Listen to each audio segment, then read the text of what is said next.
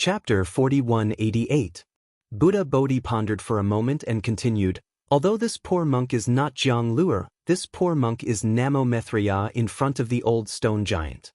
In his eyes, there is no difference between a bodhisattva and a Buddha Lord. Just like Tan Yu in the hidden immortal continent, although Tan Yu used the name of compassionate travel and the image of compassionate bodhisattva, the strength of faith is gathered on Namo Maitreya merciful bodhisattva. Even if this poor monk does good deeds now, the strength of faith will fall on Namo Maitreya Buddha. When you and I return to the hidden immortal continent, this poor monk will give up this good karma and give it to Jiang Luer. Won't this karma end? It seems to be different. Xiaohua shook his head slightly, disagreeing. As for why, he himself was not clear. Buddha Bodhi looked at the old stone giant and then raised his head to look at the magma. As if he was aware of the movement here, he slowly turned to the stone giants gathered here and said only one sentence. If the Buddha fruit is this poor monk's, other bodhisattvas will want to help these devout believers, even if they get this merit. Then this poor monk will absolutely not resent them, and also absolutely do not want this merit. This poor monk would rather these devout believers keep their faith in my Buddhist kingdom. If you think it's right, then do it. Xiaohua already understood what Buddha Bodhi wanted to do. He nodded, that Jiang Luer who took down the Buddha list and embarked on the path of sutra seeking in nirvana is definitely not that kind of petty bodhisattva. Namo Maitreya Buddha. Bodhi Buddha chanted the name of Buddha and pointed at the old stone giant's forehead with his slender finger, saying, with my life, I call upon the supreme mercy of Buddha, dispel the ignorance of the world, wash away the stubbornness of the mortal world, gain the wisdom of 100 monks, and open the true words of the light of Buddha. Namo Maitreya Buddha, Namo Maitreya Buddha. As Buddha Bodhi's finger fell, numerous phantoms appeared in the magma nearby. Tens of thousands of Buddhas appeared in the phantoms, and chants of Buddha came from the small worlds. When Buddha Bodhi's finger touched the stone giant's forehead, a cluster of spirit light appeared from the stone giant's forehead. It was so simple yet so bright. Even someone as strong as Xiaohua felt his vision blur. Countless images appeared and instantly disappeared in the spirit light. Tens of thousands of scriptures appeared and instantly disappeared in the spirit light. Crack! At this moment, in the shrine not far away, the forehead of the Namo Maitreya Buddha carved with crimson crystal split open, and a scar visible to the naked eye divided Jiang Luer's face into two halves.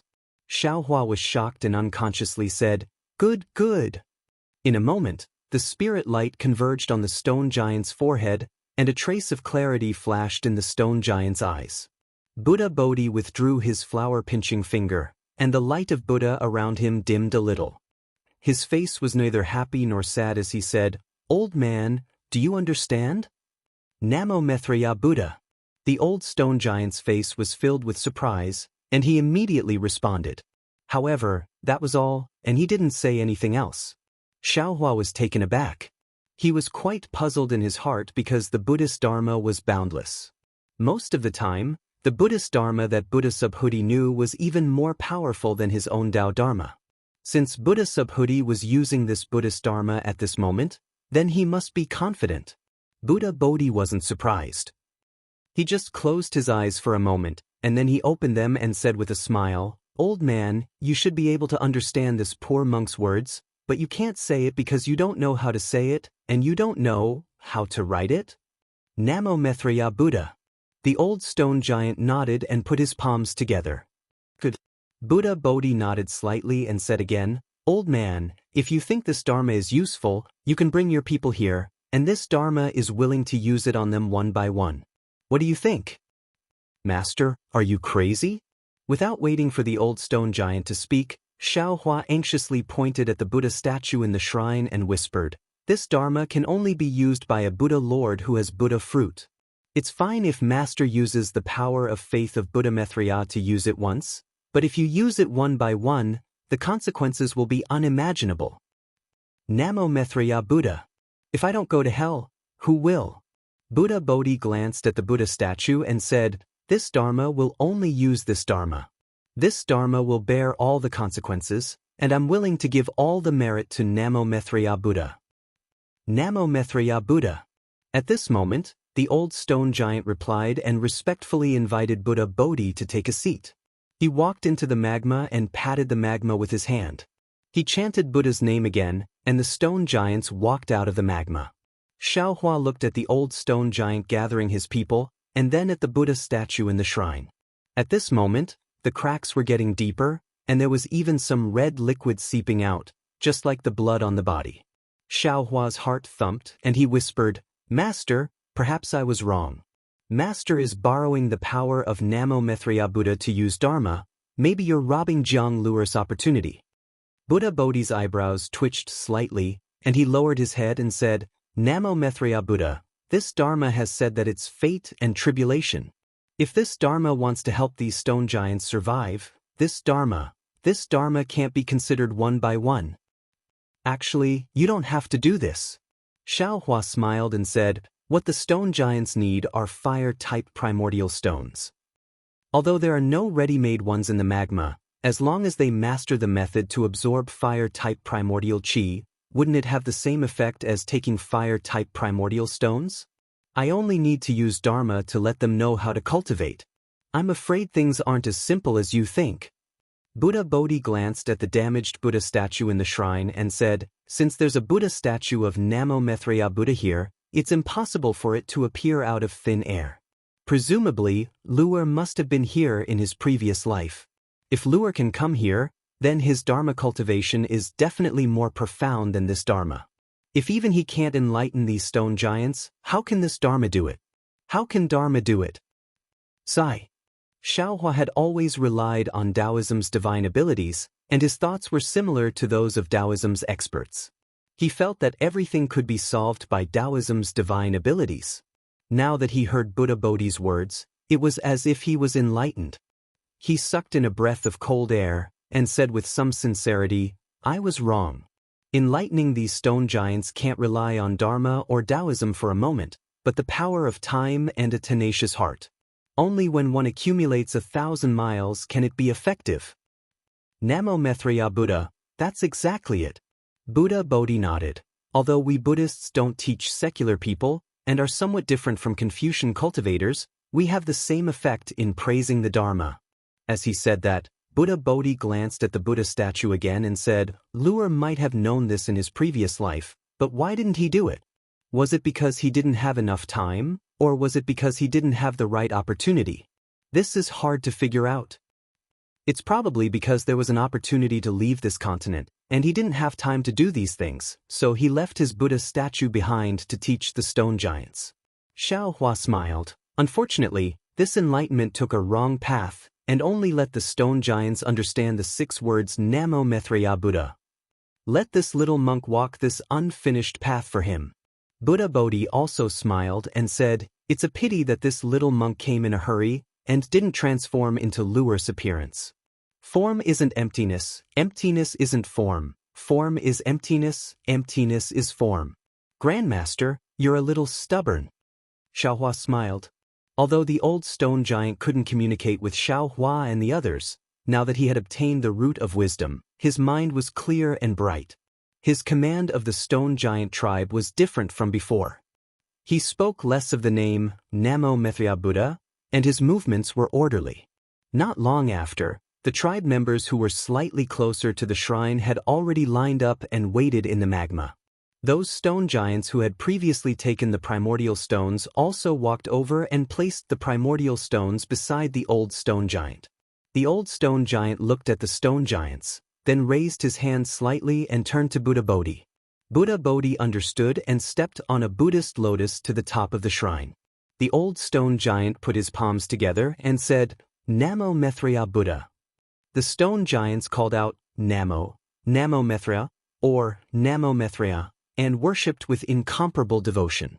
When the stone giants straightened up, Buddha Bodhi held a flower with both hands, and it turned into 1,000 arms that fell on the stone giants' foreheads. Seeing that the magma was filled with spiritual light and countless primal stones, the stone giant's eyes flashed with clarity. When Buddha Bodhi withdrew the Buddhist light, his body trembled slightly, and the stone giants said, "Namo Maitreya Buddha." Buddha Bodhi's eyes narrowed, and his gaze was filled with compassion as he said, Then, Buddha Bodhi sat cross-legged on the lotus, closed his eyes, and chanted Buddha's scriptures. After the stone giants bowed and saluted the old stone giant, they took their own primordial stones and left through the magma. They didn't stop for long. Xiao Hua stood at the side and didn't look carefully. He only occasionally looked at the Buddha statue in the shrine. The cracks on the statue were getting bigger and deeper, and an unfathomable expression appeared on his face. After a few days, the stone giants were all enlightened by Buddha Bodhi. Xiao Hua looked around and found that there were actually close to 10,000 stone giants living in this several hundred li wide magma. It was no wonder that the fire-type primal stones in the magma were all dug out, and not a single one could be found. After a few days, Buddha Bodhi began to teach the stone giants simple Buddhist scriptures. However, after a few tries, he gave up and followed Confucian cultivator Xiao Hua's suggestion to start from the very beginning. After another half a day, seeing that Buddha Bodhi was too busy, Xiao Hua simply took out his remaining disciples from the space and had them teach the 10,000 stone giants how to recognize and pronounce words. Of course, the language that Xiao Hua and Buddha Bodhi chose was the human language of the ruins. Chapter 4189. Looking at the huge stone giants sitting in the magma and learning from Fujiwen and the others, Xiao Hua suddenly had a familiar feeling. It was as if he had returned to the time when he was struggling to learn. However, at the same time, Xiao Hua was a little worried in his heart. The Buddha statue in the shrine had almost been broken into two halves. The crack from the top cut across the heart of the Buddha statue and went all the way to the lower body. Crimson liquid flowed like a candle's tears onto the 9 lotus platforms below the Buddha statue. If it weren't for the 9 lotus platforms protecting the Buddha statue, the entire Buddha statue would have been completely split apart. Dragon Vein Xiao Hua and Phoenix Body Xiao Hua did not return. Xiao Hua also did not receive any messages from them. However, Xiao Hua was not alarmed. Presumably, even if the two clones encountered any danger, their lives would not be in danger. On this day, the entire magma lake was producing rhythmic sounds of reading. Xiao Hua, who was sitting cross-legged, suddenly frowned and looked outside the magma lake with some surprise. Rumble! A slight tremor came from the ground. Even though the magma had already offset a lot of the tremor, it could still be heard under the magma. The old stone giant who was struggling to pronounce the words immediately stood up from the ground and called out very fluently, "Namo Maitreya Buddha, Namo Maitreya Buddha." In a moment, all the stone giants who were learning how to pronounce the words stood up and shouted loudly. A fighting spirit emerged from these stone giants. Enemy, enemy. The old stone giant only now remembered that Buddha Bodhi was beside him. He hastily pointed above and stammered, "Go!" Buddha Bodhi nodded and waved his hand to give an order.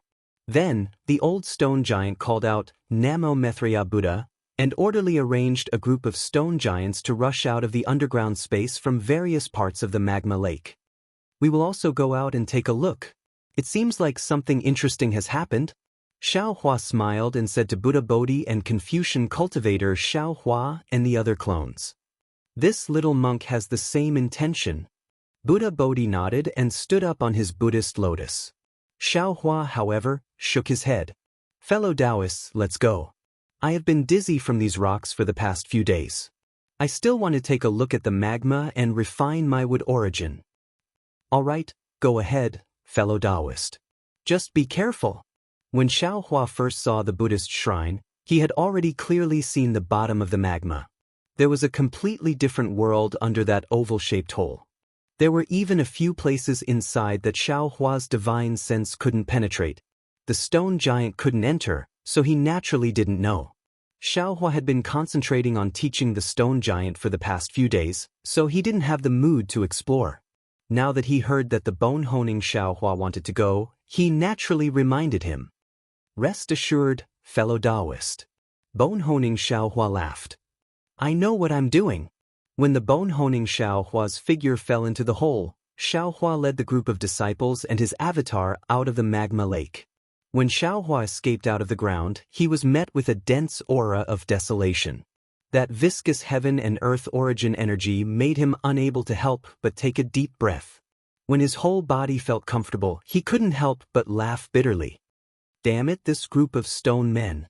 There was clearly heaven and earth origin energy around them that could save their lives, yet they insisted on looking for origin stones. If they hadn't met me, I'm afraid they would have starved to death while hugging the gold mountain. Fellow Taoists, thinking is too simple. Confucian cultivator Xiao Hua laughed. These stone men originally had stone brains. Other than knowing how to find origin stones, they don't know anything else. If ordinary people want to cultivate Taoist techniques, they also have to rely on luck.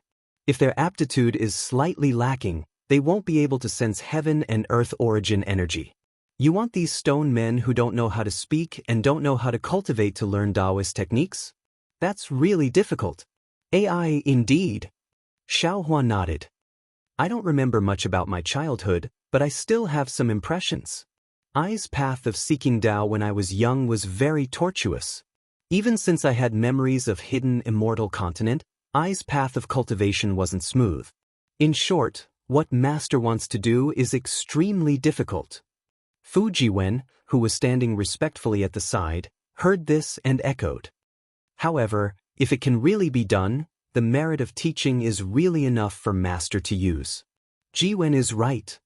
Confucian cultivator Xiao Hua agreed. Which one of us Confucian cultivators didn't have the merit of teaching? Confucius, Mencius, each and every one of them has a merit as vast as the Milky Way. Ha! Hearing this, Xiao Hua suddenly laughed. He patted his head and said, I was fooled by the little monk. Damn it, Lu Er's cultivation in his previous life was indeed deeper than mine, but what he can't do, it doesn't mean that we can't do it. It's impossible to travel 1,000 miles without taking a few steps, but if we have a direction, we can naturally reach it with the help of flying equipment. Oh, pa. Confucian cultivator Xiao Hua was slightly stunned. After a moment, he also came to his senses. He looked at Buddha Bodhi and said with a smile, Yes, it's really like this. We have a heaven-defying space, why can't we use it? Xiao Hua and the others landed on a nearby mountain ridge. As they spoke, groups of stone giants also walked out from various places on the vermilion ground. At this time, between the mountains, a large number of stone giants appeared out of nowhere. These stone giants lined up, holding some strange stone tools in their hands. They neatly encircled the entire plain. It was this orderly pace that alarmed the old stone giant under the magma. Xiao Hua's divine sense swept over these stone giants, and he couldn't help but frown. Except for the stone tools in their hands, these attacking stone giants didn't look any different from the stone giants in the magma. Namo Maitreya Buddha. Just as Xiao Hua was puzzled, the stone giants that came out of the magma had already formed a formation. Moreover, this formation didn't look much inferior to the stone giants that surrounded them. Following the old stone giants' roar, all the stone giants waved their fists and rushed towards the besieged stone giants. In just a moment, a tragic scene appeared in front of Xiao Hua and the others. Whether it was the attacking stone giants or the defending stone giants, they all began to be injured. Some had lost arms, some had broken legs, and some had even lost half of their heads. However, no matter how injured they were, the two sides of the stone giants didn't shrink back. They attacked with all their might, trying their best to kill the other side in their own hands. Xiao Hua and the other clones, as well as many disciples, stayed on top of the mountain peak to watch, but they didn't make a move. Of course, based on the current battle situation, not to mention Xiao Hua, even Fu Jiwen and the other disciples could definitely kill the invading stone giants. However, Fu Jiwen and the others couldn't make a move because they didn't understand why these stone giants were attacking the stone giants in the magma. Strange. Confucian cultivator Xiao Hua looked at the two sides that were in a stalemate and asked in a low voice, All wars in the world have a cause. On the surface, the great war of the Tao of the Ruins was for the billions of wandering souls, but in secret, it was for the origin of wood, and even for the formation of the demonic spirit. Why are these two stone giants here? For the fire attribute primordial stones?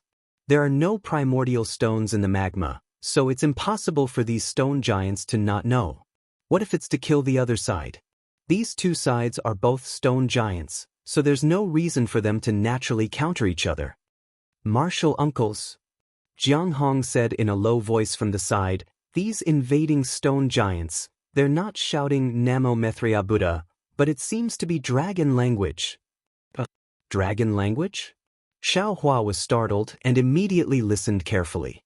Sure enough, the attacking stone giants seemed to be vaguely shouting, "Long live the dragon god, long live the dragon god," which was exactly opposite to the Namo Mithra Buddha that the magma stone giants were shouting. Damn it, there's something strange. Xiao Hua patted his forehead, somewhat vexed. Could it be that these stone giants aren't here for the primordial stones? Could it be that they're here for the so-called faith? Could it be that on this mysterious continent, other than Namo Mithra Buddha, there's another dragon god? Master, take a closer look. Jiang Hong looked carefully at the side and said, those stone giants shouting dragon god seem to have some dragon markings on their bodies, but these dragon markings are extremely few, only half a trace or a trace. Correct. That's exactly the case. Confucian cultivator Xiao Huan narrowed his eyes and nodded. Previously, I couldn't see clearly, but now that they're shouting long live the dragon god and fighting with the magma stone giants, I can see clearly. Not only that, these magma stone giants also have an extremely faint swastika character on their bodies. Don't you think so, Master Subhuti? Namo Mithra Buddha. How could Buddha Subhuti not see this? His eyes were filled with compassion, and he chanted the name of Buddha. Although the stone giants weren't humans, they were still alive, and in this kind of slaughter, it was inevitable that there would be casualties. Green-robed fellow Taoist, Xiao Hua instructed, use a thunderous method to make these stone giants stop fighting. I really don't understand why they're fighting. Confucian cultivator Xiao Hua smiled and said, fellow Taoist, you're confused. Green-robed fellow Taoist and soul cultivator fellow Taoist are building a transfer array, they're not here. Then I'll have to trouble you, fellow Taoist Confucian cultivator. Xiao Hua was truly somewhat anxious, and said impatiently, make them quickly stop this senseless slaughter. And this young one understands. Confucian cultivator Xiao Hua naturally understood what Xiao Hua was thinking. He waved his hand, and tens of millions of 5 righteous thunders appeared out of thin air. With a rumbling sound, they struck down, scaring all the stone giants into a daze on the spot. Namo Mithra Buddha. The magma stone giants took the lead to shout, and each of them covered their heads and fled towards the entrance of the magma. The attacking stone giants were no exception, and after only holding on for a few breaths, they also fled in panic. Jiang Hong. Seeing the stone giants run away, Xiao Hua instructed, transform into your figure and follow these stone giants to see what's going on. Yes, disciple understands. Jiang Hong's body surged with dragon markings, and her figure immediately flew up. Chapter 4190. Fellow Taoist, you go accompany Jiang Hong. Xiao Hua thought for a moment and ordered, don't let anything happen to Jiang Hong. Good. Xiao Hua didn't refuse. His figure flickered and he followed Jiang Hong to chase after the stone giants. Then, Xiao Hua looked at the messy plains. At this time, there were many broken limbs on the ground. They were thrown there like stones. There was no stone giant to take these broken limbs away. AI, why is there a war everywhere? Xiao Hua sighed and waved his hand, leading many disciples to escape into the magma. The old stone giant couldn't speak, so he couldn't tell Xiao Hua what happened. Xiao Hua also didn't force him. He waited for the stone giants to rest for half a day, then he had the stone giants form a formation. He took out the Kunlun mirror from his bosom, and with the command of Buddha Bodhi, he sent all the stone giants into the space under the urging of his magic power. Because of their belief in Buddha Bodhi, these stone giants were easily sent into the space. Moreover, inside the space, Jade Archive Xiao Hua had already created an illusion of a magma lake for them. Many stone giants entered the space without any rejection, just like the magma lake that extended out of the mysterious continent. In his own space, Jade Archive Xiao Hua could do whatever he wanted. First, he waved his hands and sent countless soul threads into the foreheads of these stone giants like lightning bolts.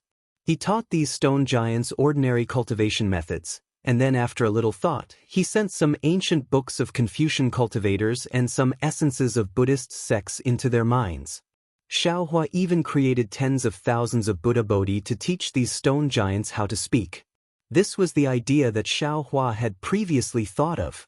Jiang Luer's previous life might have been more powerful than Xiaohua's current cultivation, but he didn't have the space, so he didn't have the ability to control space. As for Xiaohua, although he was not omnipotent in this space, teaching these stone giants how to speak and decipher words was still quite easy. Jade Archive Xiaohua's ability to teach was hard to say, but his method of imparting Dao magic was indeed first class. After receiving Jade Archive Xiaohua's teachings, all the stone giants closed their eyes and meditated, seemingly gaining something. After a few days, although these stone giants couldn't really speak, they were forced to speak by their experiences. After another dozen or so days, all of the stone giants could clearly express their thoughts. Therefore, Xiaohua struck while the iron was hot and sent them out of the space. He also had Fu Jiwen and the other disciples give them instructions. On one hand, he explained the cultivation technique, and on the other hand, he was familiar with the language. It was truly beyond Buddha Bodhi's expectations. Xiaohua's actions were extremely effective. In the span of a dozen days, the stone giants in the magma lake seemed to have been reborn. Learning to read and write was the most basic. Many of the stone giants had already begun to discuss the essence of cultivation. In particular, most of the stone giants were devout and interested in the Buddhist scriptures. They all sat cross-legged around Buddha Bodhi and listened to him talk about the scriptures. At this point, Xiaohua finally understood the ins and outs of the situation. The magma stone giants had begun to worship Namo Mithriya the moment they formed their own race. The Buddha statue in the shrine had always been there for them to worship. Of course, they didn't know where the shrine came from or who it was worshipping. They only knew how to say, Namo Mithriya the Buddha. Moreover, each stone giant was different, so they didn't know the full story. The stone giants in the magma lake lived on fire attribute source stones. Normally, they would look for source stones to fill their stomachs in the magma lake. However, in the past few decades, it was unknown whether it was because the stone giants were reproducing too quickly or because the number of fire attribute source stones had decreased, but the number of source stones they could find had decreased. If it weren't for the fact that they had accumulated some source stones in the past few years, some of the stone giants might have starved to death. As for the invading stone giants, they also lived in the magma lake. They were hundreds of miles away from each other. The living environment of the stone giants was similar to the living environment of this group of stone giants. Long ago, the two groups of stone giants had fought and killed each other, but the scale was not large. But recently, because the source stones had decreased, the number of fights had increased. Almost every dozen or so days, there would be a fight. There were even 4 or 5 stone giants gathered around the magma lake. These stone giants also fought with each other. The stone giants in front of Xiaohua believed in Namo Mithriya the Buddha and weren't particularly aggressive. The stone giants that believed in the dragon god weren't so easy to talk to. Not only did they attack this group of stone giants, they also attacked other stone giants. In addition to the fighting between the stone giants, there were other races entrenched around the magma lake. The golden-armored dwarf and strange bird that Xiaohua had seen before were all of them. However, because the stone giants had just learned how to express themselves, they couldn't speak clearly. Moreover, these races were similar to the stone giants. They all lived in strange places. If ordinary divine senses didn't carefully investigate, they wouldn't be discovered. These races were similar in strength to the stone giants. Although they had some conflicts with the stone giants, as long as they didn't invade the other party's territory in batches, it wouldn't cause a war between the two sides. As for that night, when the stone giants went to rescue the younger stone giants, they passed through the borders of the golden-armored dwarf and strange bird's territory and were attacked by the two. The stone giants generally moved around in the magma lake and rarely went to the surface. Therefore, the stone giants only knew about the situation within 1,000 miles. They didn't know much about the situation beyond that. Even so, Xiaohua learned from the stone giants that there was a powerful prehistoric strange beast several thousand miles away. After hearing the old stone giant explain the general situation with a stutter, Xiaohua nodded with a smile. He looked at the scholarly cultivator Xiaohua and said, "Fellow immortal, what the stone giants said is correct. However, they haven't walked on the surface for a long time. The information might be wrong. Or perhaps, the primeval beasts in their eyes might not be able to enter our eyes." When the prehistoric secret treasure appeared that day, the closest aura was at least several 100,000 miles away from here.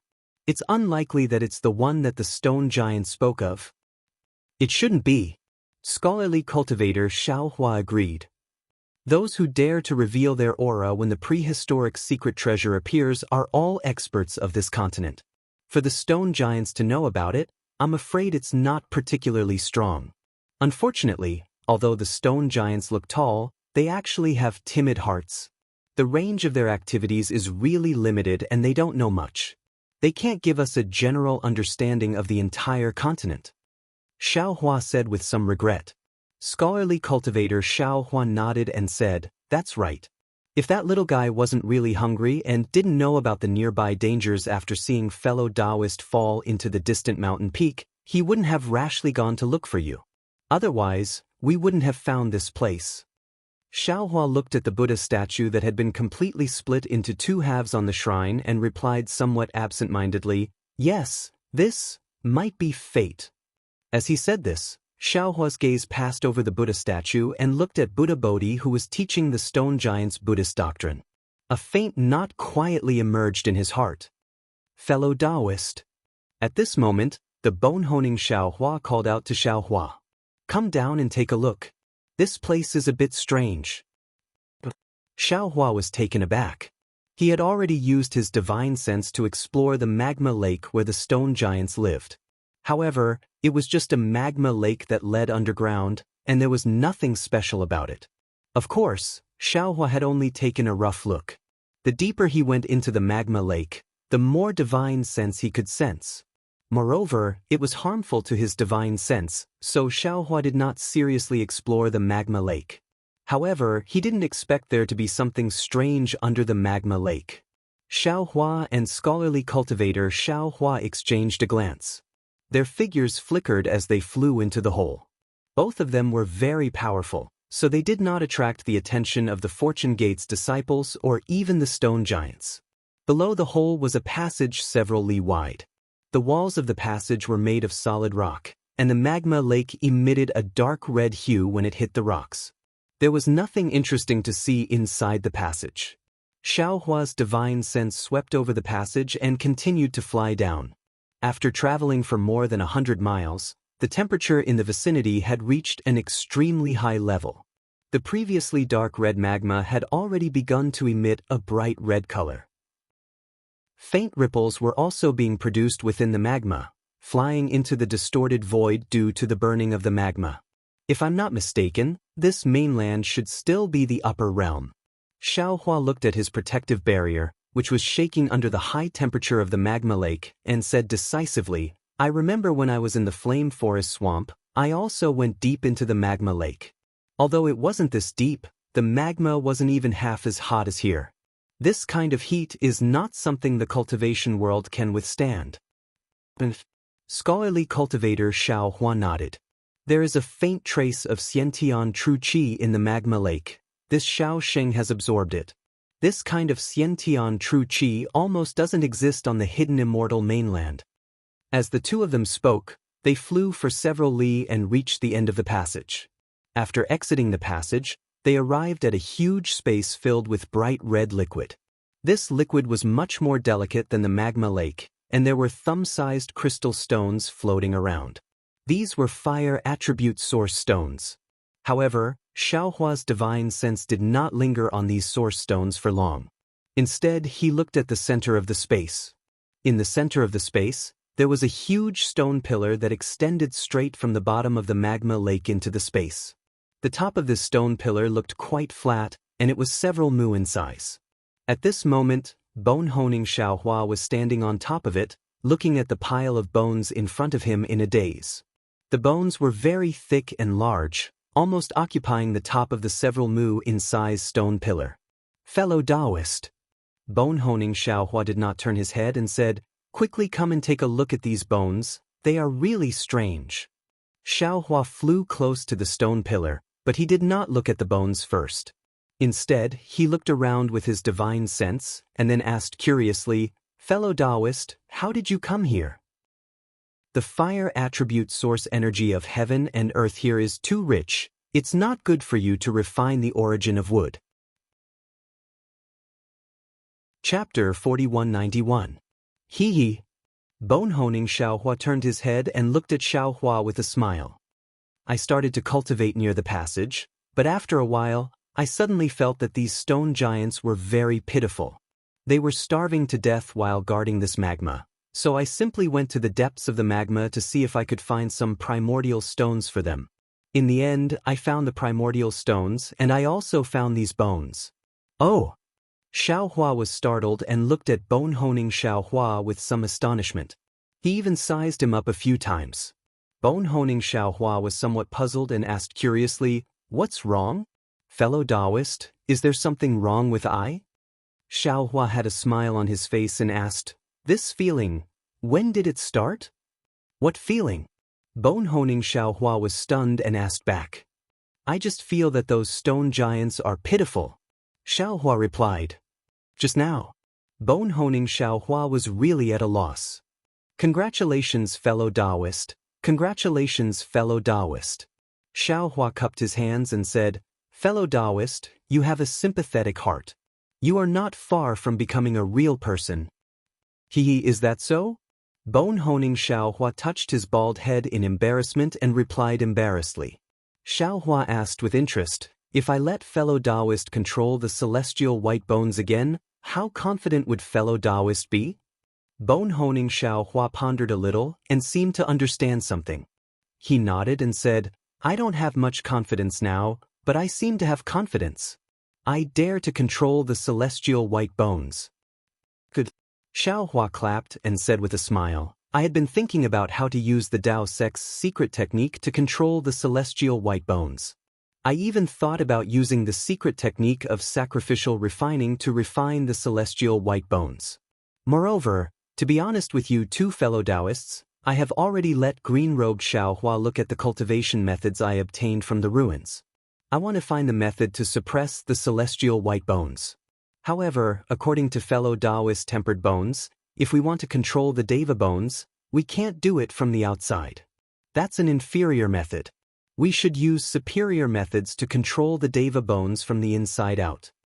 Xiaohua, the Confucian cultivator, had been studying the classics of Confucianism ever since he was born. He had a lot of experience in thinking, so he had a good understanding of these seemingly profound things.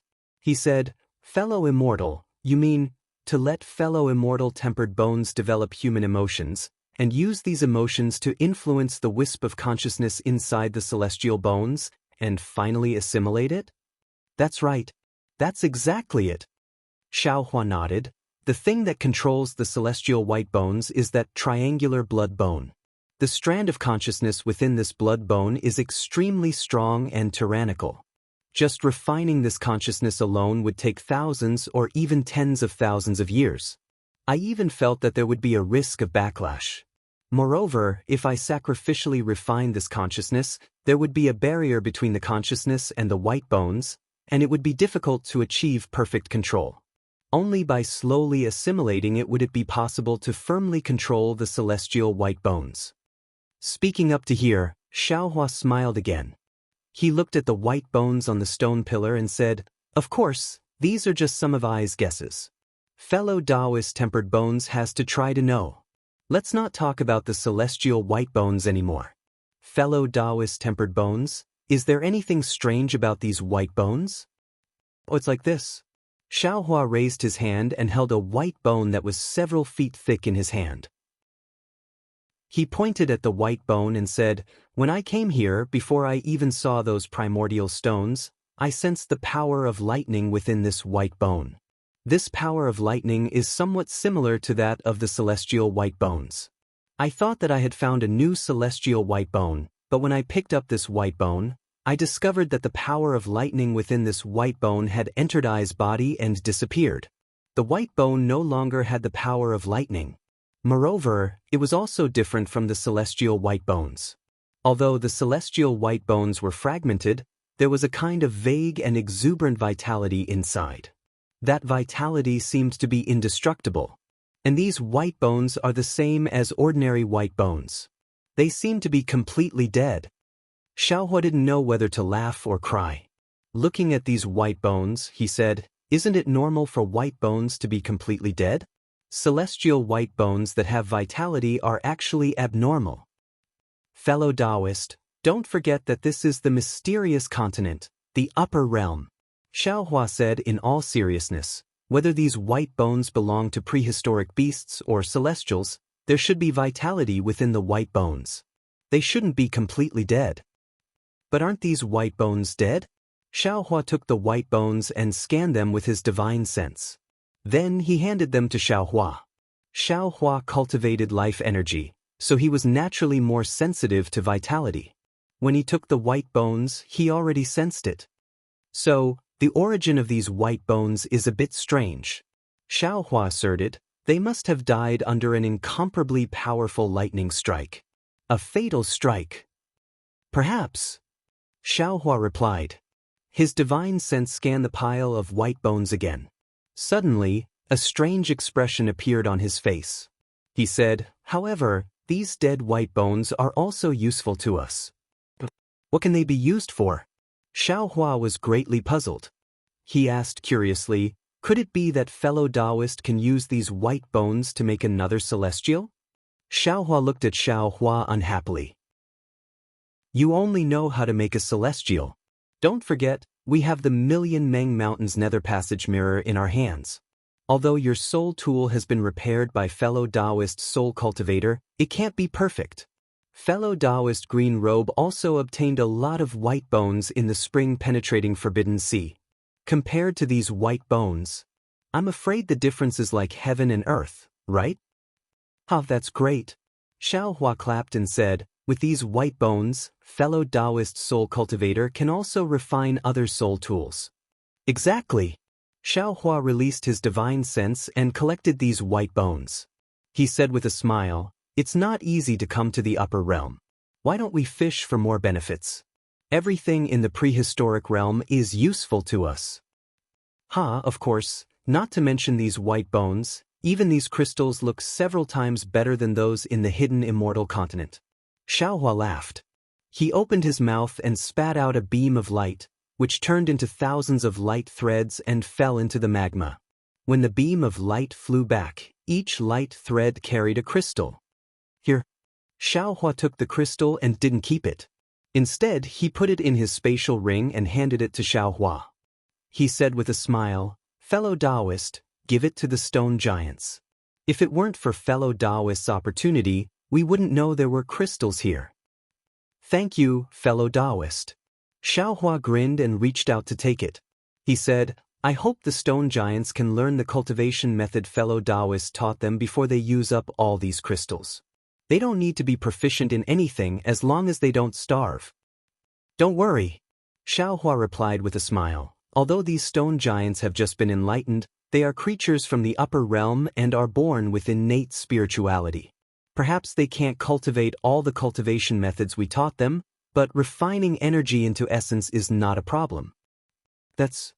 Xiaohua continued. Fellow Taoist used Taoist magic as a foundation, borrowed from the demon race's cultivation method, and even used my Confucian secret technique as a guide to tailor the cultivation method for the stone giants. If it's not easy to use, what other cultivation method in this world can be used? You flatter me, you flatter me. Xiaohua waved his hand and said to Xiaohua, fellow Taoist, go deliver the crystals first, and then seize the time to cultivate. We will only be here for 100 years. If there are any changes in the future, we will have to rely on fellow Taoist strength. Yes, I know. Xiaohua said and urged his figure to go up the passage. Looking at Xiaohua's back, Xiaohua said with gratification, I really didn't expect that this fellow Taoist who calls himself a celestial would also start to have the emotions of a mortal. Yes, The inheritance of Confucian cultivators is indeed no small matter. Not to mention the human race's inheritance in the 4 books and 5 scriptures, even the words used for children's enlightenment can make stubborn people develop spiritual wisdom. Xiao Hua also sighed, and there was a faint sense of pride in his words. In this aspect, Taoist magic is slightly lacking. Developing spiritual wisdom might have some effect on the human race, but it definitely won't work on strange creatures like the stone giants. Xiao Hua nodded and looked into the distance. There seems to be something strange over there. Fellow Taoist, will you follow I there? I won't go. Xiao Hua shook his head. I also have something to do. Oh? What is it? Xiao Hua was somewhat puzzled. This mysterious continent has the same righteous aura as the ruins, but this righteous aura doesn't have the aura of the human race. The stone giants have already been enlightened. I want to comprehend the changes in the righteous aura, which will be of great help to my cultivation. That's right. Xiao Hua clapped his hands and said, Fellow Taoist cultivates the Confucian Tao in the hidden immortal continent. No matter what, you can only comprehend it from the source. Now that you have the chance to see the source, it's an opportunity to see something from nothing. I also congratulate fellow Taoist. Congratulations to you too. Xiao Hua smiled mysteriously, cupped his hands, and left. Seeing that the bone-tempering Xiao Hua and Xiao Hua were both busy, Xiao Hua was very happy. He turned around and flew to another place in the space. Just now, when Xiao Hua used his divine sense to explore, he already discovered that there was a similar passage in this place. Xiao Hua's 5 elements escape technique had already been cultivated to the extreme. Although he was inside the magma, the distance of several hundred li was only a moment. However, after Xiao Hua flew to the bottom of the passage, he didn't rush in. Instead, he looked further into the magma with a trace of doubt on his face. He saw that there was also a several large stone pillar standing out from the bottom of the magma. Moreover, there was also a pile of white bones on top of the stone pillar. Xiao Hua narrowed his eyes. He used his divine sense to explore the surroundings for a moment. Seeing that there was nothing strange, he flew over again. After landing on the stone pillar, Xiao Hua picked up one of the white bones and examined it carefully. This white bone was different from the one Xiao Hua saw before. It was slightly thinner and shorter. Moreover, it only covered half of the stone pillar. There was no lightning power on the white bone. Instead, there were extremely small holes that pierced through the white bone. These holes were densely packed and countless. If it was an ordinary bone, it would have been shattered long ago. However, when Xiao Hua used his finger to flick it a few times, the white bone actually produced a metallic sound. It seemed to be very hard. Chapter 4192. Could it be that these stone pillars are some kind of formation? Are these bones also the remains of ancient powerhouses? Xiao Hua put away these bones and released his divine sense to explore nearby. Sure enough, there was another stone pillar a few hundred kilometers away, and there were also some bones on it.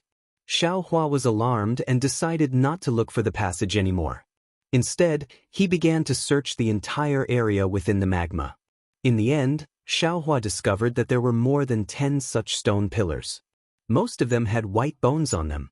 These white bones were of different sizes, but no matter how big they were, if they didn't have the killing power of lightning, then they had the power to penetrate through. Xiao Hua put away these bones and began to be vigilant. His divine sense swept into the depths of the magma. However, Xiao Hua's divine sense penetrated thousands of kilometers into the magma, and the powerful fluctuations in the magma blocked his divine sense. Xiao Hua didn't find anything strange. Those stone pillars didn't seem to be anything special. They were just hard rocks protruding from the magma. Forget it. Xiao Hua received his divine sense and flew into the passage.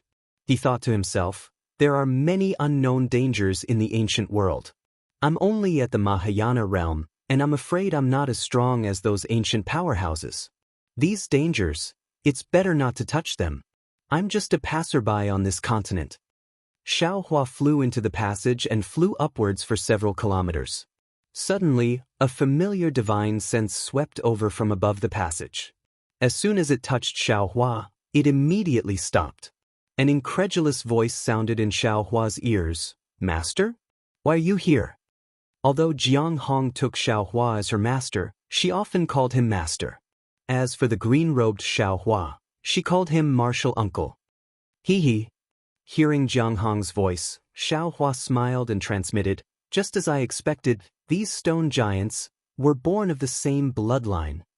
Although they were born of the same root, they worship different things.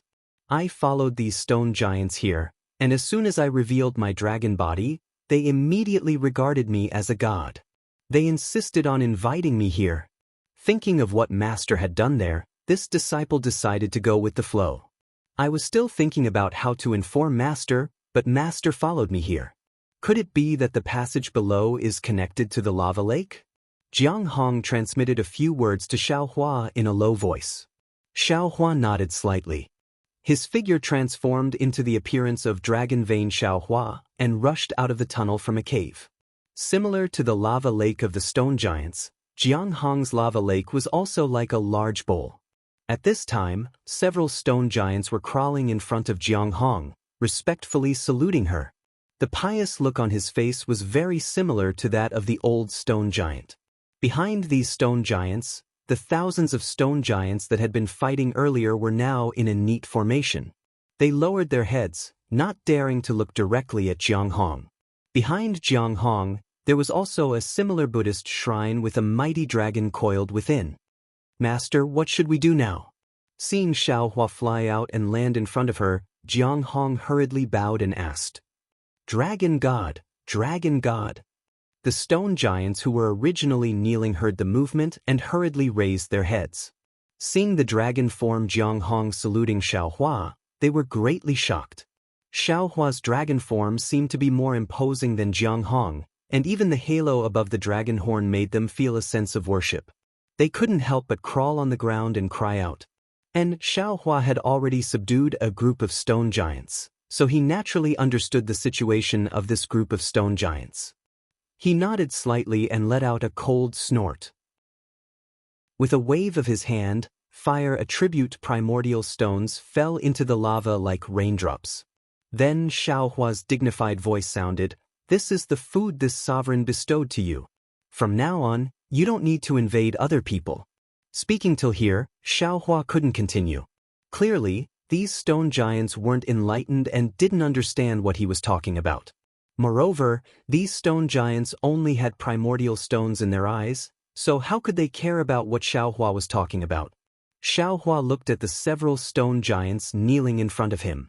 Then, he raised his hand and pointed his flower-like finger at the forehead of these stone giants just like Buddha Bodhi did before. Soon after, Xiaohua also sent these stone giants into the space and opened them with a Tao's secret technique. After sending these stone giants out of the space, Xiaohua narrowed his eyes and looked at the Buddhist shrine. The dragon god statue inside was different from the Buddha statue of Nanwu Methria. There weren't any changes. Thus, Xiaohua's heart became gloomy. Master? Seeing the tens of thousands of stone giants lined up in the lava, just like before, Jiang Hong said in a low voice, Senior brothers are all over there. If this disciple teaches these stone giants alone, I'm afraid I won't be able to take care of them. These stone giants who believe in the dragon god are different from the stone giants who believe in Buddhism. Their temperament is somewhat irritable. If they obtain a divine ability, they might invade other stone giants. At that time, Master would have to work hard for nothing, and that would be terrible. Master understands, Xiaohua said as he took out the Kunlun mirror. First, send out the Lu family's disciples from the Kunlun immortal realm to assist you. Then, Master will go back and discuss with your martial uncles. There must be other stone giants in the lava, so we might as well enlighten them. Okay. Jiang Hong naturally didn't have any objections, replying, Disciple will listen to Master's instructions. Xiaohua sent out 100 Lu family's disciples, then returned to the lava lake. He told Buddha Bodhi, Confucian cultivator Xiaohua, and the others his plan, and they all agreed. Then, under Confucian cultivator Xiaohua's suggestion, Xiaohua went to the edge of the lava lake, took out the Kunlun mirror, and sent out the tens of thousands of elite soldiers who had been fighting in the Kunlun immortal realm. These Fortune Gates disciples had gone through many battles, so they had long learned to obey orders. They obeyed Xiaohua's orders as if they were military orders, and there was no need for Xiaohua to explain too much. After Xiaohua finished speaking, these disciples began to plan and discuss countermeasures. In the time it took to eat half a meal, everyone had come up with a complete plan. These plans were passed to Lu Yi and the other disciples, and then to Xiaohua. When Xiaohua saw these plans, he couldn't help but be moved. What Xiaohua thought of, these disciples gave practical steps. What Xiaohua didn't think of, these disciples gave suggestions based on their own understanding. There were even many things that Xiaohua didn't consider. First of all, Xiaohua only wanted these disciples to teach the stone giants in the lava lake. These disciples felt that teaching the stone giants would hinder the heavens' justice. Moreover, if the stone giants were in trouble, other races would also be in trouble. Therefore, they suggested not only teaching the stone giants, but also the golden-armored little man and other desolate races. Secondly, Xiaohua only wanted to teach the stone giants, but these disciples felt that since the desolate land was so big, there was no harm in expanding the scope of teaching. After all, this was not a war, and some disciples with lower cultivation could also contribute. Therefore, they suggested that Xiaohua let out all the Shenhua continent's disciples that could, as a kind of travel and a kind of test. Finally, they also suggested that Xiaohua and the other Grand Ascension Realm cultivators should stay in the center and immediately teleport over to defend against any desolate beasts. Especially Xiaohua, because he controlled the Kunlun mirror. All the desolate races that were taught had to enter the Kunlun immortal realm to be enlightened. Therefore, Xiaohua had to establish a communication channel with these disciples, and when Xiaohua was needed, Xiaohua should be there in a timely manner. Xiaohua looked at these suggestions and plans and beamed with joy. He clapped his hands and said, "With such disciples in my fortune gate, why should I worry about the Tao gate? Fuck, if the immortal emperor says half a word more, this daddy will lead the fortune gate to break through the immortal palace." Then Xiaohua's eyes turned, and the Kunlun mirror in his hand trembled. Tens of thousands of fragments fell into the hands of these disciples, and he said, "You all hold on to this item. Whenever you need this old man, use my Fortune Gates cultivation technique, and this old man will immediately descend. Also, you all have a mission. When you search the desolate land, find a suitable place for my human race to live, and report to this old man in detail." Yes, this disciple understands. Over 10,000 disciples answered in a low voice, and their voices were quite loud. Subsequently, Xiaohua activated the Kunlun mirror. As a bright light flickered, a steady stream of Fortune Gate disciples flew out from the so-called Kunlun paradise. According to the previous agreement, Lu Yi Yuanya, Yu Zhongquan, and other disciples led the way, flying off in different directions. Fellow Immortal. Watching groups of disciples leaving, soul cultivator Xiaohua rubbed his nose and said with a wry smile, "No matter how I look at it, I feel that you're going to occupy the entire continent. I have no reason to occupy this continent. Xiaohua pursed his lips and replied, "I just feel that educating the desolate lands races is a kind of merit, and it's quite troublesome for me to do it myself. That's why I'm distributing the merit to my disciples." "Then why are you looking for a suitable place for the human race to live?" Scholar Xiaohua was puzzled and asked again. "Fellow Immortal, have you forgotten the incense cult's mission?" Xiaohua smiled and said, "Don't tell me I'm going to bring the incense cult's primordial spirit cultivating disciples to the hidden immortal mainland? Are you going to treat them as Confucian cultivators? Or Tao Gate?" "Indeed," Scholar Xiaohua said as if he had just woken up from a dream. "Although this continent is mysterious and desolate land, it's still a higher realm and is very suitable for the incense cult's disciples. The incense cult's ancestors are really amazing. They can actually divine that will come here. The Tao Gate's divination techniques are naturally amazing." Xiaohua agreed. "We've only touched the surface, and we're already vigilant about our own good or bad luck. In the future, when our cultivation deepens, we'll naturally know more. However, all divination techniques can only be used as a reference, and there might be a mistake. Isn't the little exquisite temple a good example? Chapter 4193. Also, Confucian cultivator Xiao Hua asked, "Fellow Taoist, you sensed an omen of danger. We must leave as soon as possible. Aren't you afraid of causing trouble by placing the fragrance cult's disciples here? That omen is directed at us. It shouldn't involve the fragrance cult's disciples. If we bring them to the hidden immortal mainland, they will be in even more trouble than now. Moreover, I will take a look at the karma manual before leaving this place." Speaking of this, the Kunlun mirror in Xiao Hua's hand suddenly glowed like a firefly. "That's fast." Xiao Hua was surprised. "It's only been a short while, we haven't sent all the disciples out yet, but there are already disciples over there informing us that they can use the spiritual enchantment technique." Xiao Hua released his divine sense. Sure enough, several hundred li away, Yu Zhongquan was leading a group of Fortune Gate disciples deep into the mysterious ice land. There were a kind of fishmen covered in light blue scales. These fishmen were waving their fin-like arms at Yu Zhongquan, and they were chanting the same Buddhist mantra. Xiao Hua's divine sense swept the fishmen into his space, asking Buddha Subhuti to use a Buddhist technique to enchant these fishmen. Subsequently, Xiao Hua sent these mermen back to the land of mysterious ice. When Xiao Hua retracted his consciousness, he could clearly see that the Buddha statue of Jiang Luer in the land of mysterious ice had split into two again. In the following months, Xiao Hua and his avatars did not remain idle.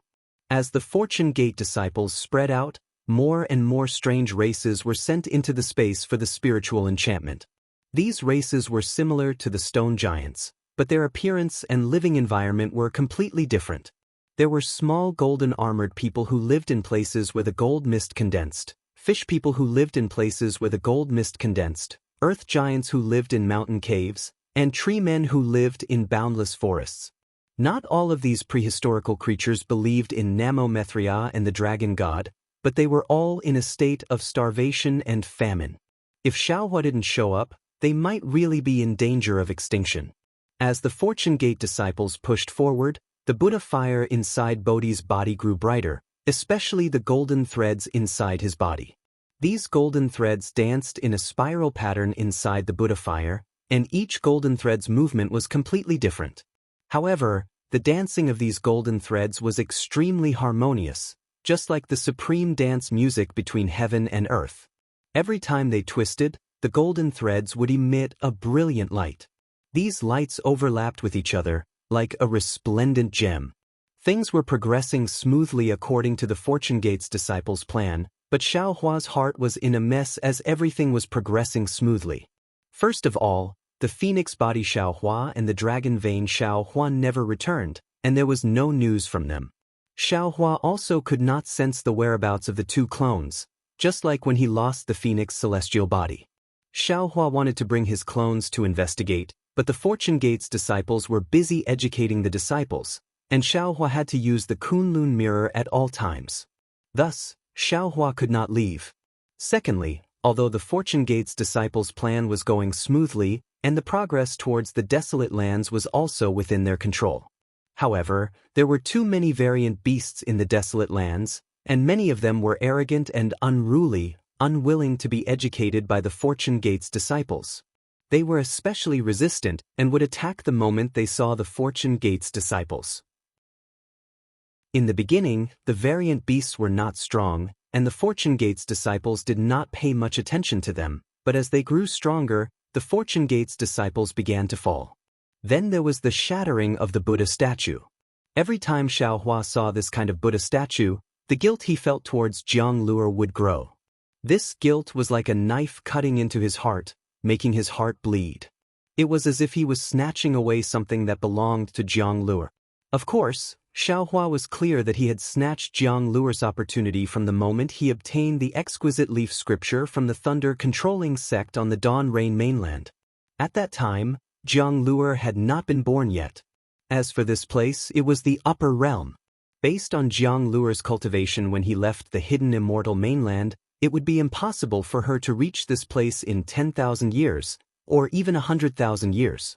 Xiao Hua was also clear that he was in the upper realm, and he did not know what year or month it was on the hidden immortal mainland.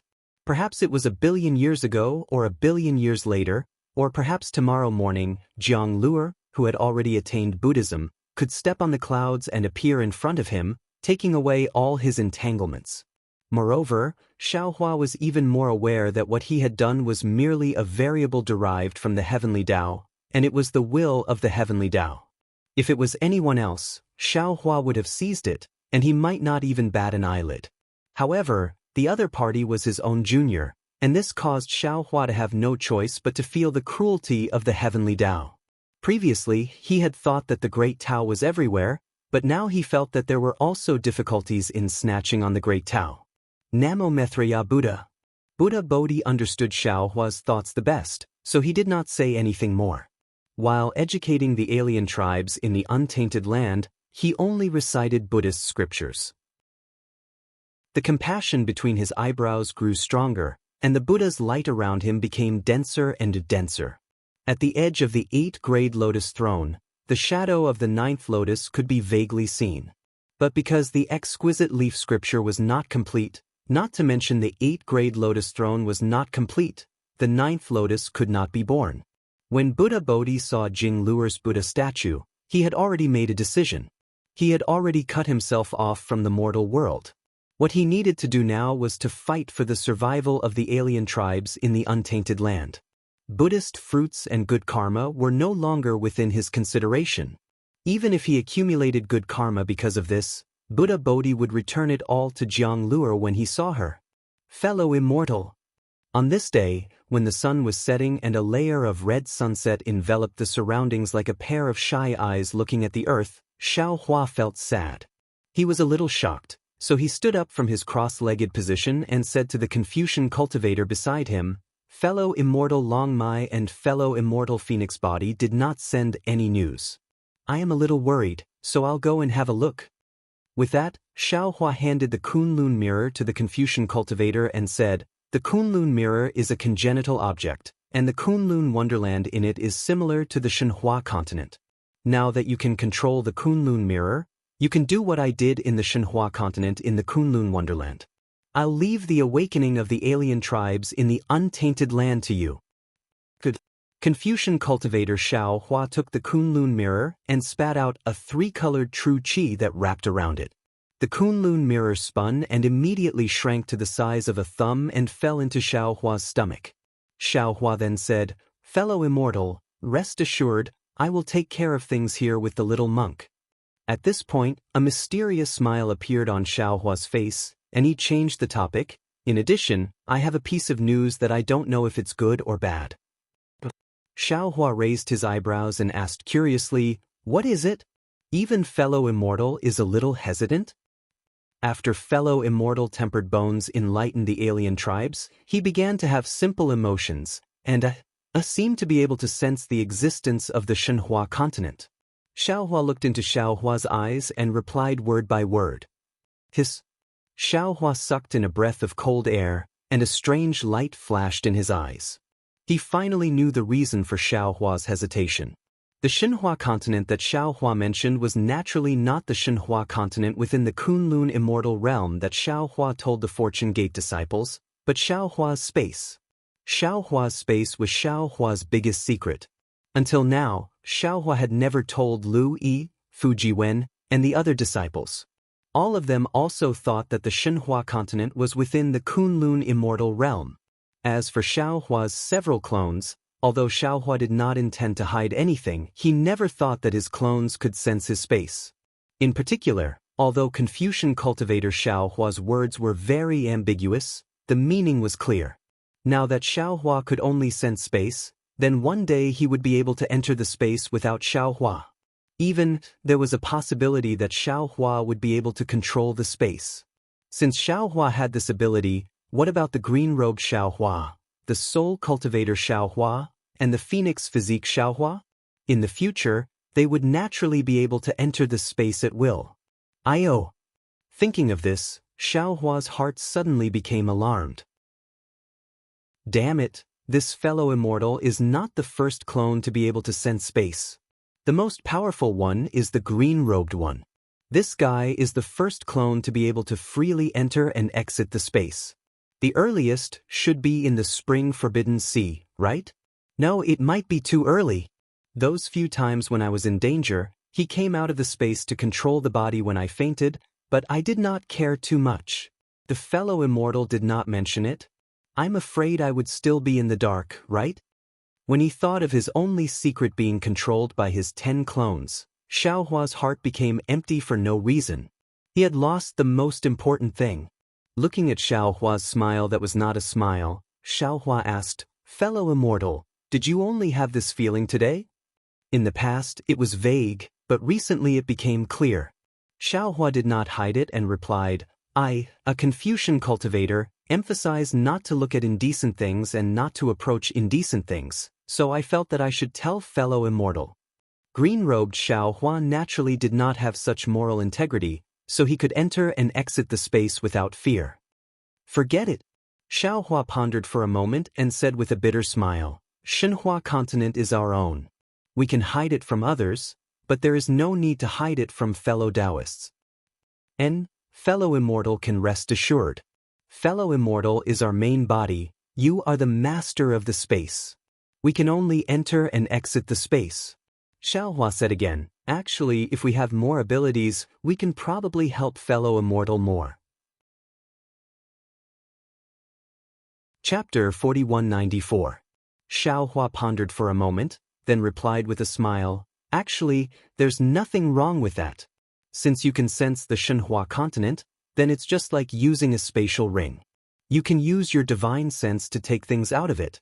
You are this Xiao's avatars, so your divine sense should be the same as this Xiao's mind. This Xiao Xing can't do it now." Xiaohua raised the Kunlun mirror in his hand and smiled. "This Xiao Xing will use this for the time being. Up to you." Xiaohua nodded and urged his magic power to teleport. At this moment, a powerful rumbling sound rushed into the sky from a distant mountain peak. Xiaohua frowned. In the past few days, the Fortune Gate had encountered some tough opponents. From time to time, there would be some small-scale battles, but today's sound was the first time. Xiaohua glanced at Xiaohua. Before he could say anything, Xiaohua's body slightly moved, and a Kunlun mirror appeared in front of his chest. At this moment, the Kunlun mirror flickered again. Xiaohua raised his hand and pointed at it. Buzz! A beam of light flew out, penetrating into the void and disappearing. In just a few breaths' time, a large number of primitive Wood Clan members with human faces and tree bodies flew into the Kunlun mirror from the beam of light. "Thank you for your hard work, fellow immortal." Xiaohua didn't say much. His figure flickered, and he flew towards the source of the rumbling sound. The mysterious continent was a primitive image of desolation. It was even more vast than the legacy world that Xiaohua had seen before. Huge mountain ridges stood on the ground, and there were huge rocks and trees on the mountain ridges. The rocks were comparable to the hills of the hidden immortal continent, and the trees were comparable to the mountains of the hidden immortal continent. Even the short vegetation on the mountain ridges was like an ordinary forest in the eyes of the Fortune Gate's disciples. The mountain ridges were also different from what Xiaohua had seen before. It was not an ordinary mountainous region. Some places were similar to where the stone giants lived. They were filled with crimson magma, which was so hot that it could burn everything. Some places were ice valleys piled up with mysterious ice that was billions of years old. They were jade green and cold to the point that they could freeze everything. There were even many places that were filled with jade talismans that were condensed from gold qi. These jade talismans were like flowers that covered the earth. They looked very dazzling, but if an ordinary person were to come into contact with this gold qi, their entire body would be pierced into mud. Xiaohua's figure flew over this huge mountain range, just like a bird flying by. He didn't attract anyone's attention. Xiaohua's gaze swept over this mountain range, and he laughed in his heart. The Fortune Gate disciples carried out Huang Xiaolong's orders to the letter.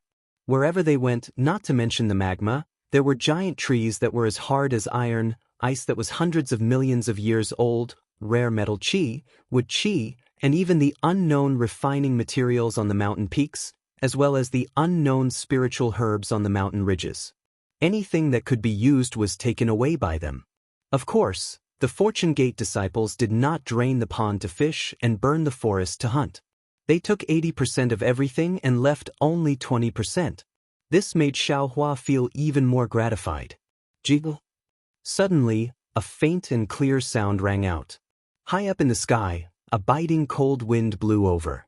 It was as if the sharp chi of a flying sword had pierced straight towards Xiaohua's head. Xiaohua raised his eyebrows and looked up. He saw a several hundred zhang large bird flapping its 4 wings.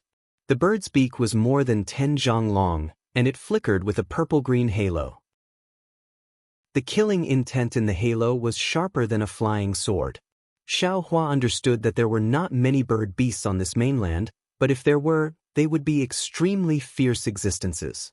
The Fortune Gate disciples had encountered this big bird before. Its strength was outstanding. More than 10 spirit-severing stage Fortune Gate disciples besieged it, but they were unable to defeat it. It was not that spirit-severing stage cultivators were not strong enough. It was just that this huge bird was a primordial beast. Every inch of the bird's body and every single feather was soaked in primordial aura. It was even harder than any magic tool. How could a human cultivator's magic tool break through it? Moreover, when the big bird flapped its 4 wings, there were strong astral winds that were comparable to the earth, fire, wind, and lightning. How could the Fortune Gate's disciples resist? In the end, hundreds of Fortune Gate disciples formed a sword array and sent out sword lights to cut off several of the big bird's feathers. Only then did the big bird scare off. But no one had expected that this big bird would hold a grudge. After several days, it actually waited for Xiaohua to be alone before suddenly attacking. Hee. Xiaohua looked at the big bird and already knew what it was. He sneered, and his divine sense slammed down on the big bird's head like a hammer. Ka. The big bird saw the formless divine sense descending like a mountain. It didn't know what was going on, but it was greatly alarmed. Its entire attack immediately became chaotic. 2 of its 4 wings hastily flapped horizontally, wanting to change direction. It was also at this moment. Boom. Xiaohua's divine sense hammer smashed into the back of the big bird. King king king. A burst of metallic sound rang out. Sparks flew from the back of the big bird. At this time, Xiaohua slapped his head again. Weng. 3-colored true chi surged out, and it turned into a huge hand that grabbed at the big bird. The big bird's 4 wings flapped with astral winds, and at the same time, it opened its claws. Lightning condensed between the lines of its claws, piercing through the void and hitting the huge hand. Ka. The purple lightning fell into the huge hand and destroyed it. The astral winds blew over, but they only scattered the hand. They posed no threat to the huge hand at all. The huge hand carried the power of a grand ascension cultivator and grabbed at the big bird's abdomen. The big bird was shocked, and it no longer dared to hesitate. Its feathers stood up, and thin threads of lightning appeared on the surface of its body. As its 4 wings flapped, there was the sound of wind and thunder. Ripples began to appear in the space around it, and the big bird used an ability similar to the lightning escape technique. It crashed into the void, and its entire body quickly disappeared. Puff! Just a few breaths before the big bird disappeared, Xiaohua's huge hand caught it. The lightning naturally couldn't stop Xiaohua's huge hand, and the huge hand grabbed a dozen or so feathers on the big bird's body. Caw! The big bird's mournful cry sounded in the distance, and it disappeared in a moment. It seemed that after this fright, it didn't dare to come back. After the big bird left, Xiaohua frowned. He looked at the 10 or so feathers that fell from the sky. Each of the feathers still had some lightning that hadn't disappeared. He thought to himself, strange. That big bird doesn't seem to be of the lightning attribute, so how is it able to control lightning? Moreover, last time, the Fortune Gate disciples only chased it away and didn't kill it. It won't be so vengeful that it wants to attack me again, right? Or is there something special here that's worth it for it to return? With that thought in mind, Xiaohua waved his sleeve, and several feathers of the big bird flew into his hand. He then released his divine sense to scan the area around him. The area around him was somewhat similar to the area he had just passed. There were huge trees and boulders, and the only difference was that there was a pool of molten iron in the valley. However, most of the molten iron had been collected by the Fortune Gate's disciples, leaving only a thin layer of grayish-black luster. Xiaohua looked at the pool of molten iron for a moment, and then he flew up again. While looking at the feathers in his hand, he pondered, if there's something strange around here, it would be this molten iron. But what's so special about this molten iron? Xiaohua's flying speed was extremely fast, and he had already flown several li away in the time it took him to ponder. However, just as this thought appeared in his mind, Xiaohua seemed to have caught something, but he also didn't seem to have caught anything. His granny, what is it exactly? It seems very strange, but it also feels very normal. Xiaohua was a little confused, so he didn't even look at the big bird's feathers. He kept them into his space and looked around. Then, he raised his head and looked at the round moon. I got it. Xiaohua's body suddenly shook, and he stood still in midair.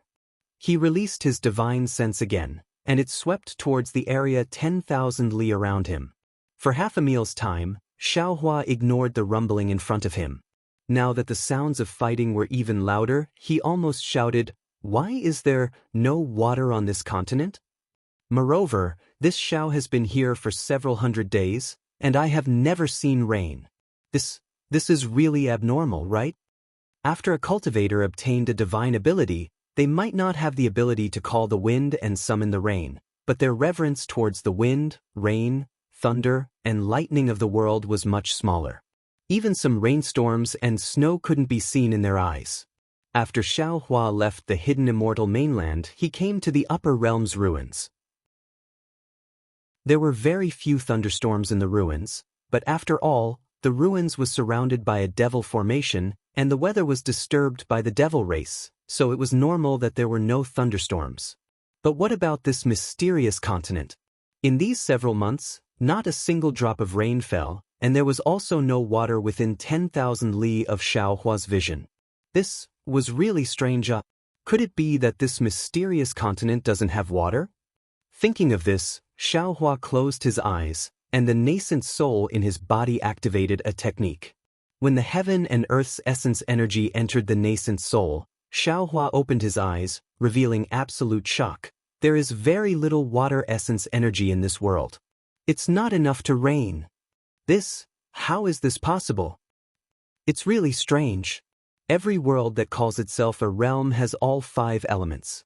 Although the space where this Xiao's Shenhua continent is located in is not completely formed, it also has the 5 elements of metal, wood, water, fire, and earth.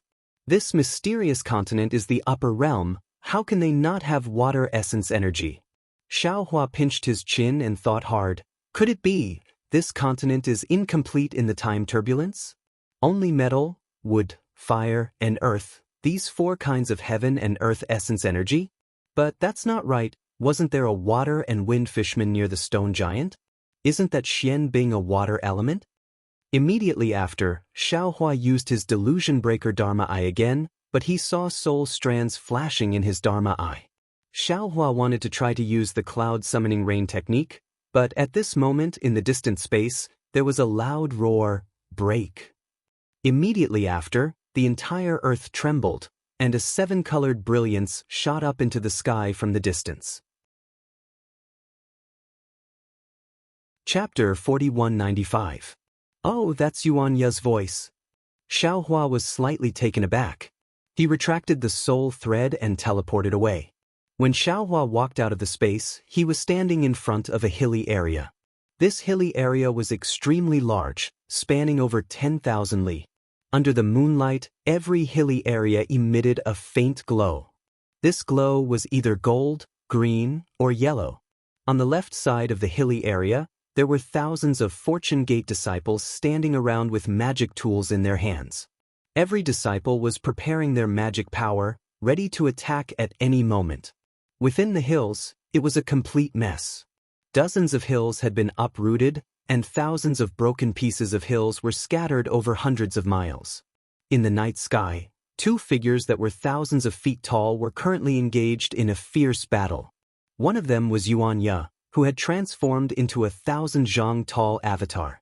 Yuan Ye's avatar was slightly different from ordinary human cultivators. Other than the layer of black wolf fur growing out of his body, even his arms and legs were in the shape of a wolf. What was special was that Yuan Ye's eyes emitted a green glow in the night sky, which was no different from a wolf's. His aura was even more ferocious than the wolf god's, which was covered in black fur. Permeating the space within 1,000 li. Yuan Ye's opponent was a primordial strange beast that was emitting a 7-colored brilliance. This strange beast's body was like an ape's, with arms that reached past its knees. Its face was crimson red, and there was a pair of 7-colored wings on its back. These wings were somewhat similar to a peacock's, and when they flapped, not only did they emit multicolored light, but there were also strange light thorns that pierced through space. Roar! Yuan Ye roared again, sounding like a wolf's howl. The force of the moon and the stars fell from the sky, and Yuan Ye's avatar expanded once again. A huge fist streaked across the sky, smashing into the strange beast's chest like a meteor. The strange beast hissed as if it was cheering for itself, but its voice was several times louder than Yuan Ye's. However, the strange beast's aura was not obvious, but as it flapped its wings, the light pierced into Yuan Ye's battle form.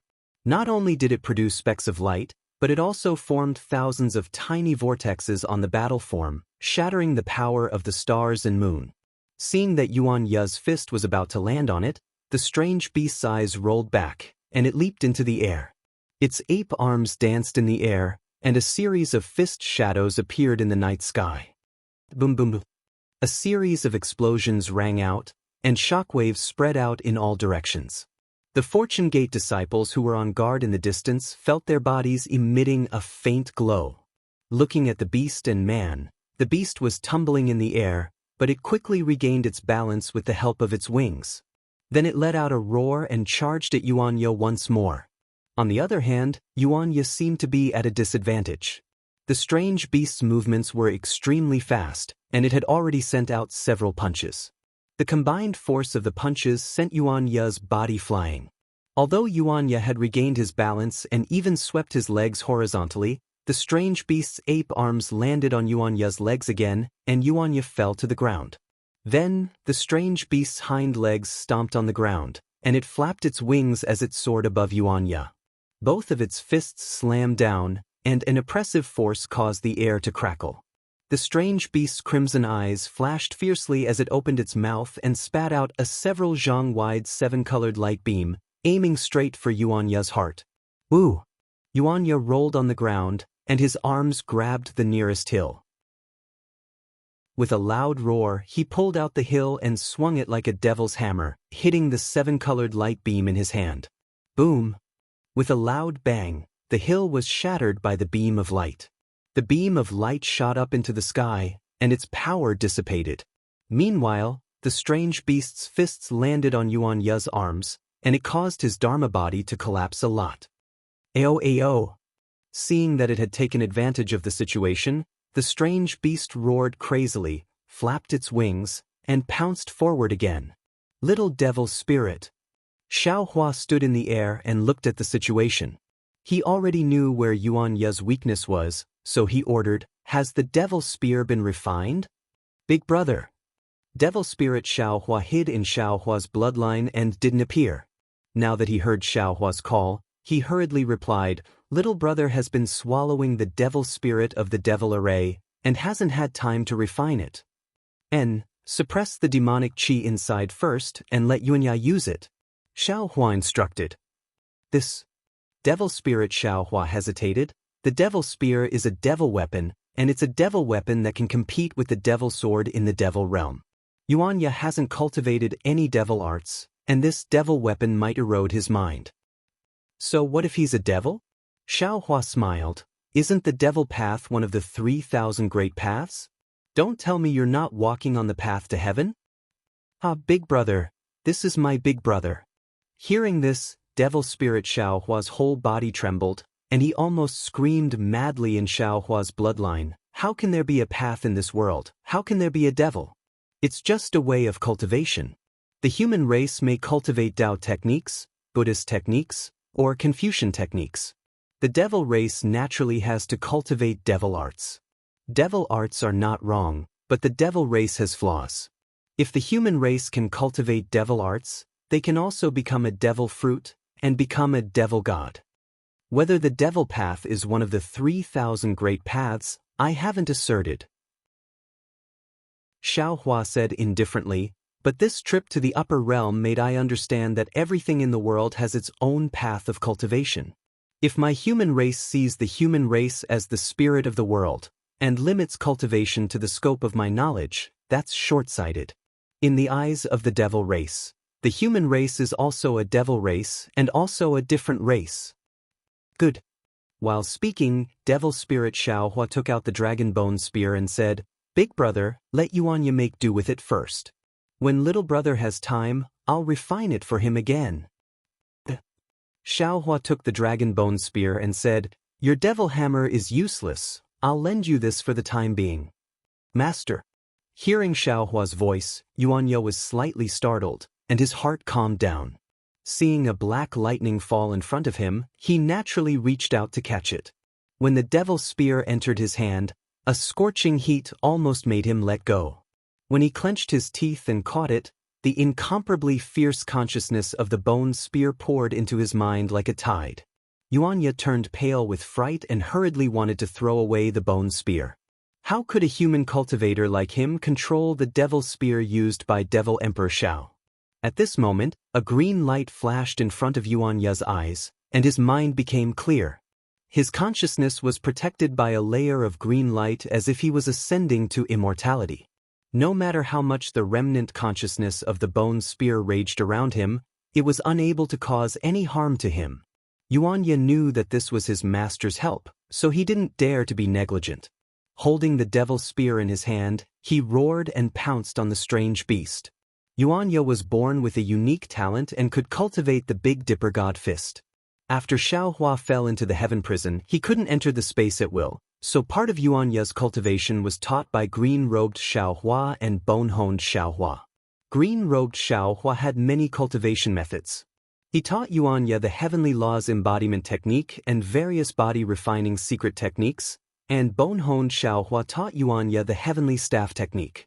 At this time, Yuanya held the devil's spear in his hand, like a tiger that had grown wings, and his spear technique was impenetrable. The originally declining situation was reversed in just a moment. The strange beast flapped its wings, and the rainbow-colored light condensed into the shape of a bird and fell from the sky. Yuanya's spirit was shaken, and the devil's spear swayed. Tens of thousands of spear shadows appeared in the air, and each spear shadow touched a rainbow-colored light and swallowed it whole. Ayo, ayo! The strange beast was a little angry. It clenched its hands in the air, and then the earth shook violently. Two hills that were emitting a faint yellow light were easily pulled up from the ground by the strange beast. As the strange beast waved its arms, the hills smashed towards Yuanya. Good! Seeing this, Yuanya's green eyes widened, and he shouted. He raised the bone spear with both hands and stabbed it into the air. On the bone spear, a black light flashed, and the dragon horn of the bone dragon produced a wave. The void several miles in front of the tip of the spear was distorted, and the hills were attracted by the wave and crashed into the bone spear. The bone spear pierced two hills in succession and pierced them together. In just a moment, the power of lightning flashed around the bone dragon on the bone spear and blasted the two hills into powder. However, when Yuanya waved the bone spear again to look for the strange beast, there was only a rainbow-colored light in the distance. Master! Yuanya withdrew his avatar and respectfully raised the devil spear in front of his head, saying, "This disciple likes this spear very much. Please bestow it to this disciple." This was Yuanya. He was really straightforward. Xiaohua smiled and waved his hand. He put away the demonic spear and said, "Raise your cultivation a bit more and carefully comprehend the consciousness that attacked your mind. When you can control it, it will be the day Master bestows you with the bone spear." Yes, this disciple understands. Although the devil spear was put away by Xiaohua, the traces of the majestic consciousness were still there. Yuanya did not dare to be negligent. He hastily sat down cross-legged to comprehend the weakness of the consciousness. Martial ancestor. The group of Fortune Gate's disciples bowed respectfully. "And all of you rise." Xiaohua smiled and said to the group of disciples, "Send a few disciples to look after your martial uncle, while the rest of you go and collect the light from the hills.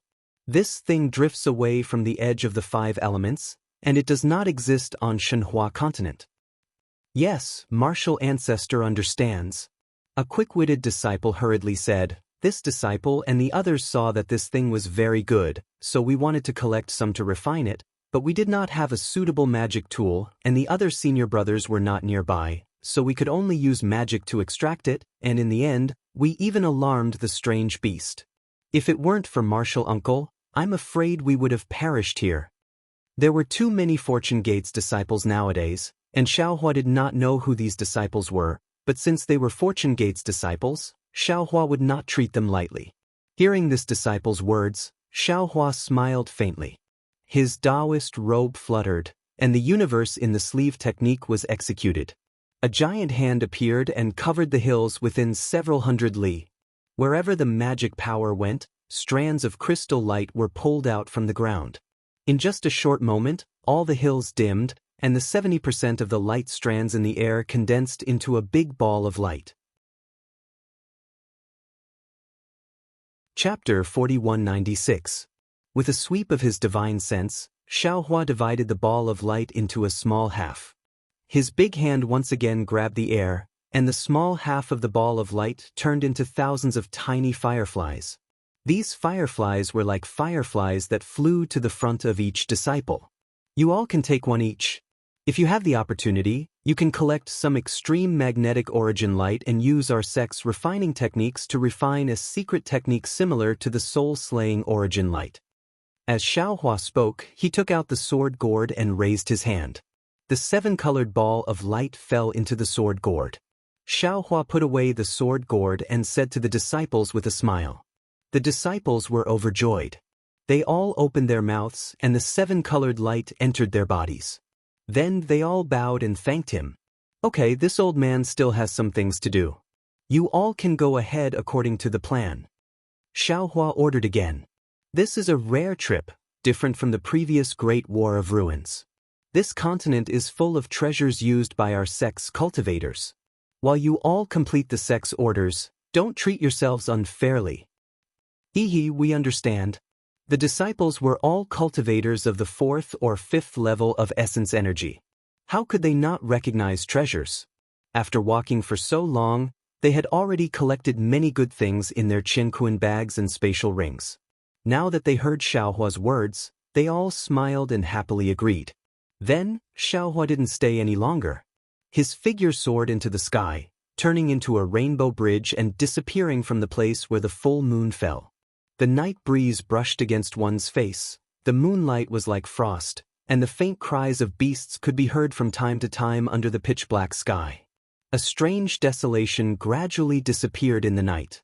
Before dawn, there was always a silent darkness.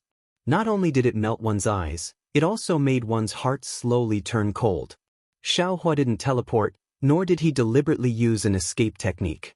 Instead, he casually floated in the sky. His spiritual sense swam along with the night wind in the dark night, sweeping past mountain after mountain, sweeping past layer after layer of forests.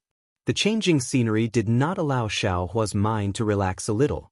Instead, under the immersion of the night, it became even heavier. Not only because there was no news of Dragon Vein Xiaohua and Phoenix Body Xiaohua, but also because this mysterious continent revealed many indescribable strangeness. Moreover, the strangest thing was that there were no humans on this continent. It had been several months since Xiaohua arrived here.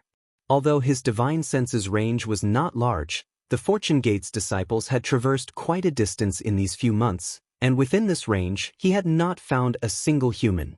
Although Xiaohua also knew that the wilderness wasn't a paradise for the human race, when he was faced with such a continent, as a human, he felt a sense of loneliness. It was hard for him to imagine what kind of continent it would be without humans, and what kind of vitality there would be in a land without humans.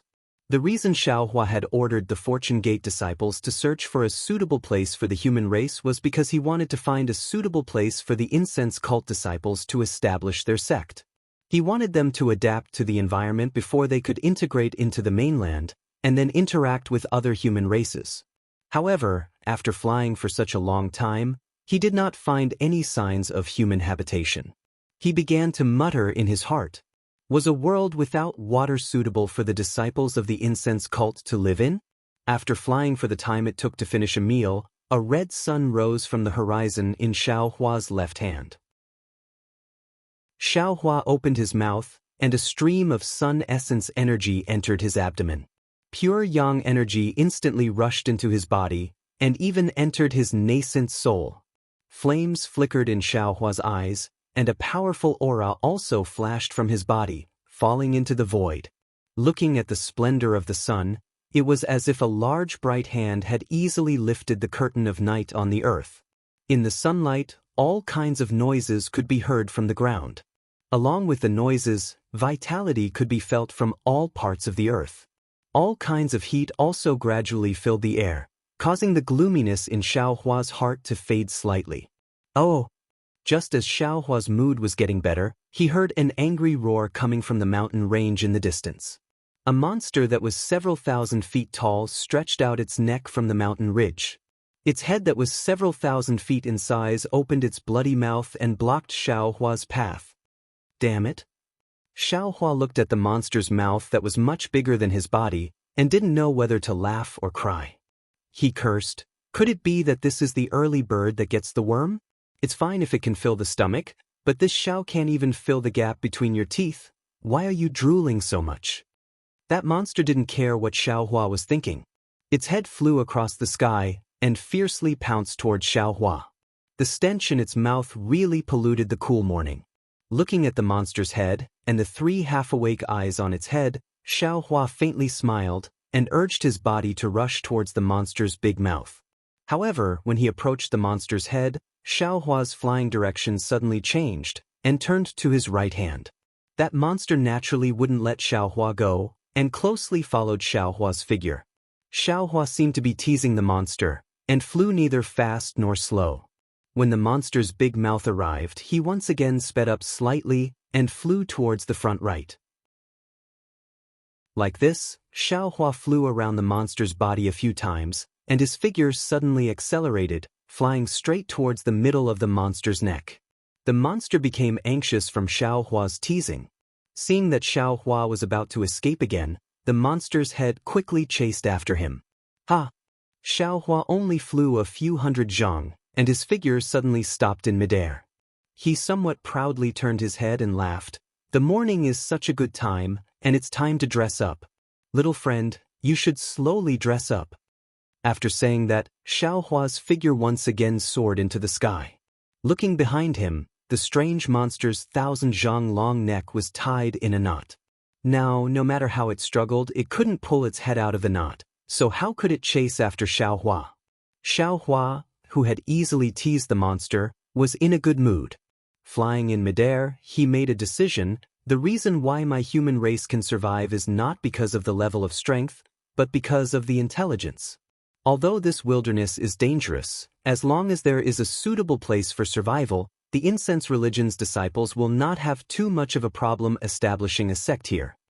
Having made his decision, Xiao Hua once again sped up, but his divine sense still remained vigilant within 1,000 li of his body. After flying for more than 10 days, there was still no news of Dragon Vein Xiao Hua or Phoenix Body Xiao Hua. Xiao Hua also didn't have any perception of them. During this period, Xiao Hua also encountered a lot of strange beasts, but Xiao Hua didn't continue to fight. He either released his pressure or teleported away and left the battle early on. Moreover, along the way, Xiao Hua also didn't find any traces of a river, as if there was no water on this continent. Xiao Hua stopped in midair and looked up at the scorching sun hanging above his head, as well as the cloudless blue sky. He was a little hesitant. Judging from the direction of the brilliance of the secret treasure, Xiao Hua was flying in the right direction. However, after flying for so long, he still couldn't find any trace of the secret treasure. Xiao Hua couldn't help but mutter in his heart. He really didn't have any confidence in his sense of direction. Maybe I should find a prehistoric beast and ask. Xiao Hua pondered for a moment before slapping the top of his own head. releasing the pressure of a grand ascension stage cultivator. Furthermore, Xiaohua waved a hand through the air, and layers of lightning appeared out of thin air, encompassing an area of several thousand kilometers. Rumble. Countless bolts of lightning crashed down toward the mountain range on the ground. For some reason, the lightning was more than 30% denser than the lightning in the ruins. Moreover, the lightning struck the mountain range, almost tearing off the surface of the mountain range. Its power was also much greater. However, after the lightning, the whole world fell silent. Xiaohua's pressure felt that there were some strange beasts in the mountain range, but these strange beasts were scared to death by the lightning, and none of them dared to come out. Xiaohua was helpless. He flew forward for tens of thousands of li and tried the same trick again, trying to force one or two strange beasts out. However, after flying for hundreds of thousands of li, Xiaohua still couldn't force out a single strange beast that dared to confront him. No way! Xiaohua didn't know whether to laugh or cry. Has my strength reached the point where I can sweep across the wilderness? Previously, I didn't want to disturb strange beasts, but instead, strange beasts walked right into my trap. Now, I want to find a few strange beasts, but I can't find any. Is this the rhythm of my luck running out? Of course, Xiaohua's thoughts were just a kind of self-mockery. He didn't think that a Mahayana cultivator could sweep across the wilderness, even if it was a continent of the wilderness. Sure enough, after half a day, Xiaohua's pressure swept across a mountain forest. Before the divine lightning of the 9 heavens fell, an obscure sound came from the mountain forest. This sound was like rolling thunder, and as soon as it was born, it caused a phenomenon. Countless worlds' essence qi condensed into large and small crystal beads that fell towards the mountain forest. Xiaohua was shocked. He couldn't draw world's essence qi from the place where he used his magic power. This domain was more powerful than the one Xiaohua had seen before. At the same time, a star's essence qi swept over. Although it was slow, it was as thick as a star. When Xiaohua's divine sense came into contact with this essence qi, it was like a breeze coming into contact with a mountain. There was no possibility of shaking it. Xiaohua didn't dare to stay any longer. He used his magic power to teleport. Unfortunately, Xiaohua was now under the control of this crystal bead. His body swayed twice, but he didn't fall into the void. Helpless, Xiaohua once again used the lightning escape technique. Rumble! In the faint sound of thunder, Xiaohua's body was suddenly elongated and even somewhat distorted.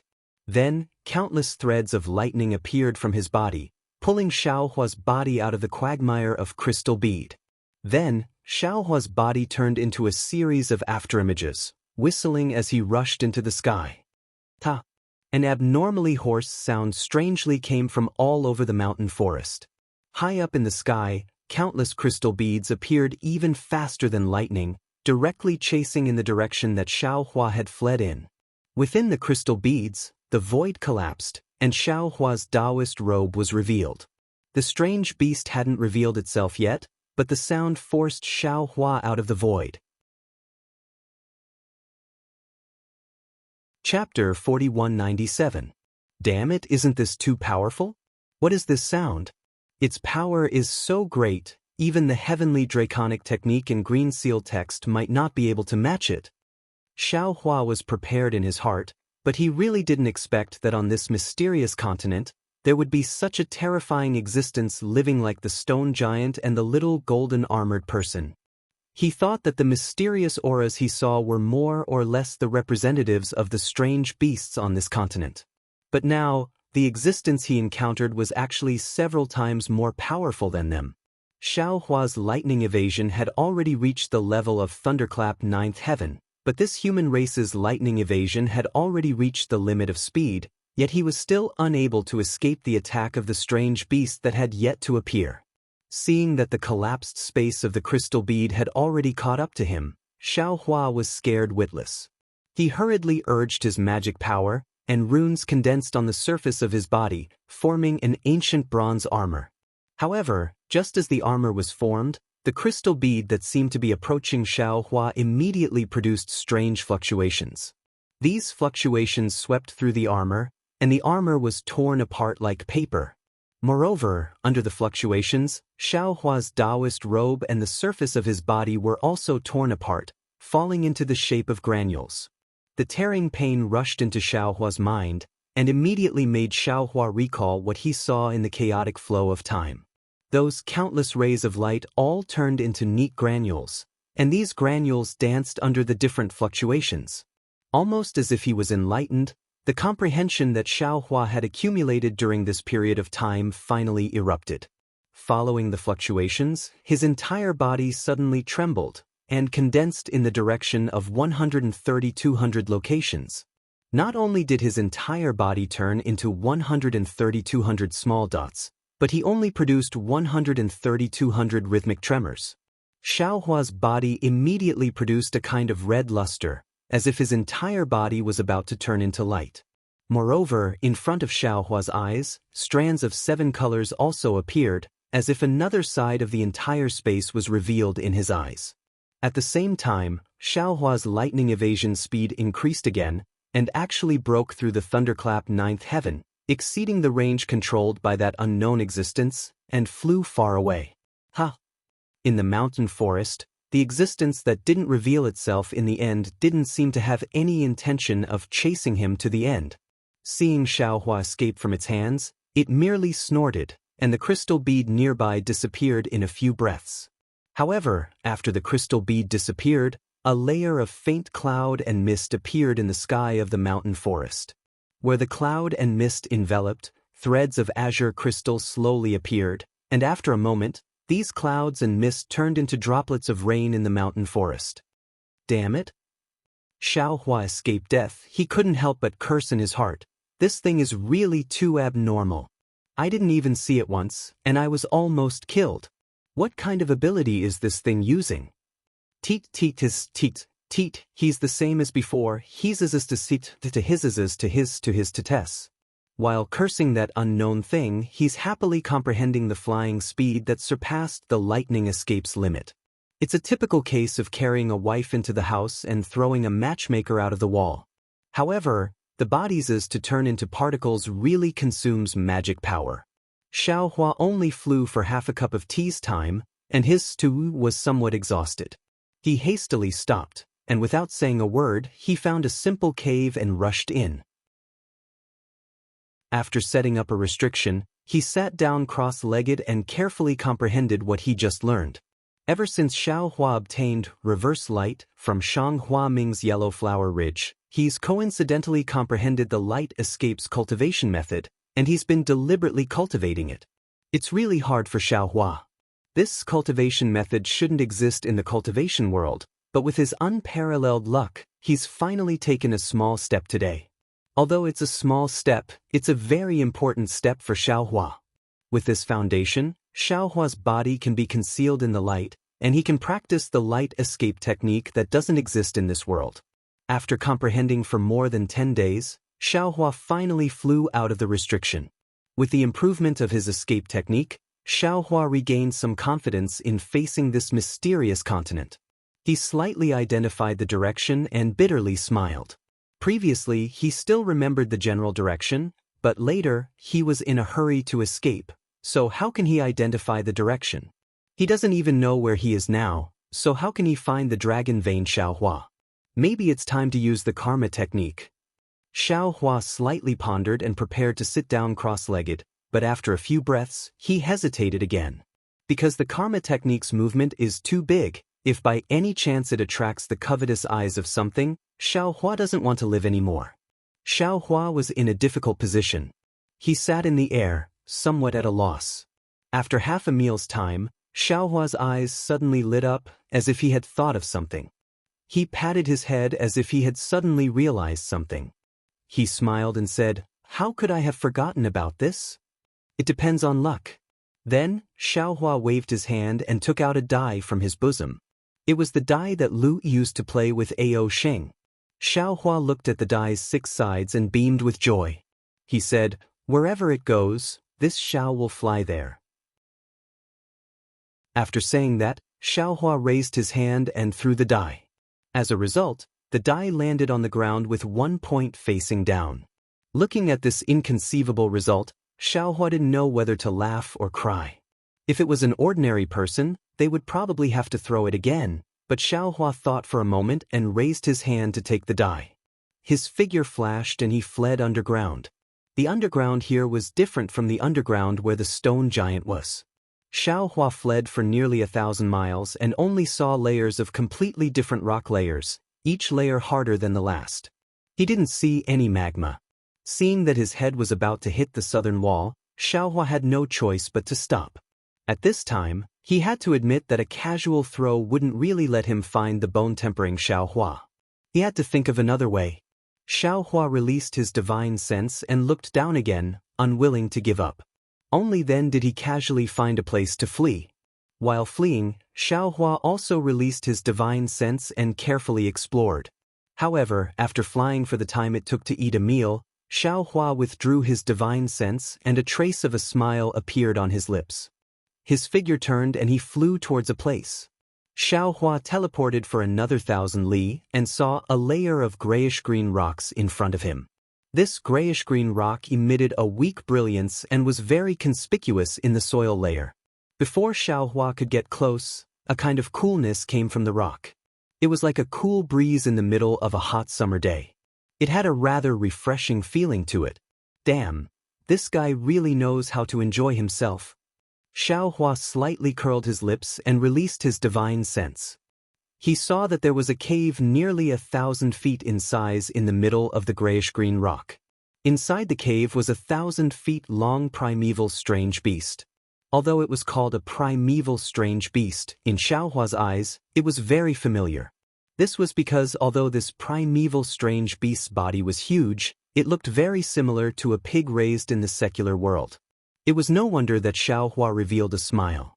Apart from the 3 sharp bone spurs on this primeval strange beast's back that emitted a cold light, that pig's nose, a pair of large pig's ears, and even its 4 hooves were all pig hooves that Xiaohua was familiar with. In particular, looking at this 1,000 feet wide cave, it was just enough to fit this primeval strange beast's body inside. It wasn't even more than 10 feet wide. Obviously, this primeval strange beast was too lazy to dig an extra inch. Previously, when Xiaohua's divine sense swept over, this primeval strange beast clearly noticed it. However, it simply ignored it. What was the difference between this lazy beast and the pig in Xiaohua's impression? It was almost preconceived. Moreover, Xiaohua didn't feel too much threat from this primeval strange beast. Therefore, Xiaohua didn't hesitate to rush towards this primeval strange beast. Xiaohua released his divine sense. It didn't condense into a hammer. Instead, it condensed into a needle and gently and quietly pricked the primeval strange beast's large ears. Huff huff. The large ears of the ancient strange beast immediately opened. They flapped a few times as if they were chasing away flies. Soon after, its enormous body moved a few times with great difficulty. The cave that was close to its physical body swayed twice. Quite a number of gravel fell from the cave. However, the primeval strange beast didn't open its eyes. It even opened its mouth and let out a hulu sound, as if it was snoring. Seeing that this primeval strange beast was interesting, Xiaohua almost laughed secretly. His eyes turned and his divine sense was like a needle, suddenly piercing into the primeval strange beast's nose.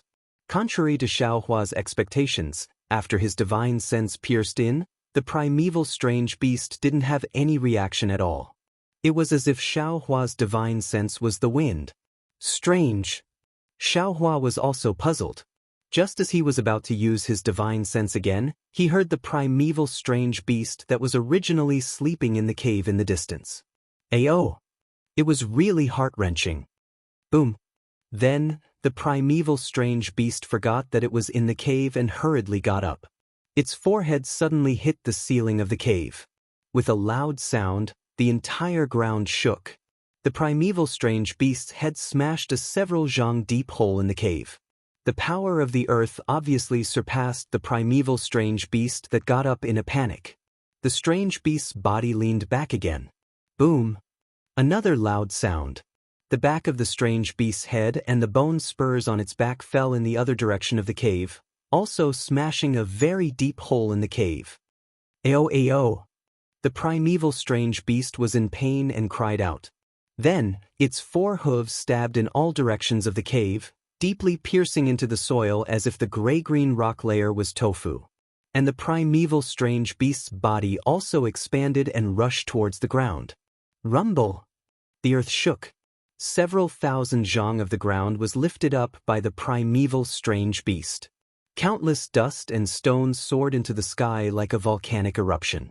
And when the primeval strange beast's body stood in midair, its inexplicable divine sense crashed into the ground like a tide. A fierce and hoarse roar also entered Xiaohua's ears. Damn it! Seeing this imposing manner, Xiaohua was slightly stunned. A pig-like thing is actually so powerful? Chapter 4198. Xiaohua didn't dodge. Seeing the other's Yuan Shun sweep over, he released his own divine sense. Boom! Another loud sound rang out. The 2 divine senses collided together. Tens of thousands of tiny vortexes were born at the bottom. Following a series of put, put, sounds of explosions rang out. 10 mu of rock was smashed into powder by these vortexes. Woo! Xiaohua also shook his arms and displayed the heavenly law's embodiment technique. 1,000 feet tall golden body also rushed out from the ground. Similarly, Xiaohua was not stingy with the pressure of a Mahayana cultivator. He pressed it toward the beast. Oh! Seeing Xiaohua suddenly appear, the strange beast opened its mouth and roared as it pounced toward Xiaohua. Strange illusions condensed on its 4 hooves, and sharp gales emitted from the illusions. Moreover, the bone spurs on the strange beast's back actually disappeared as the strange beast pounced forward. What is your name? Tell me your name, this old man will not kill a nameless person.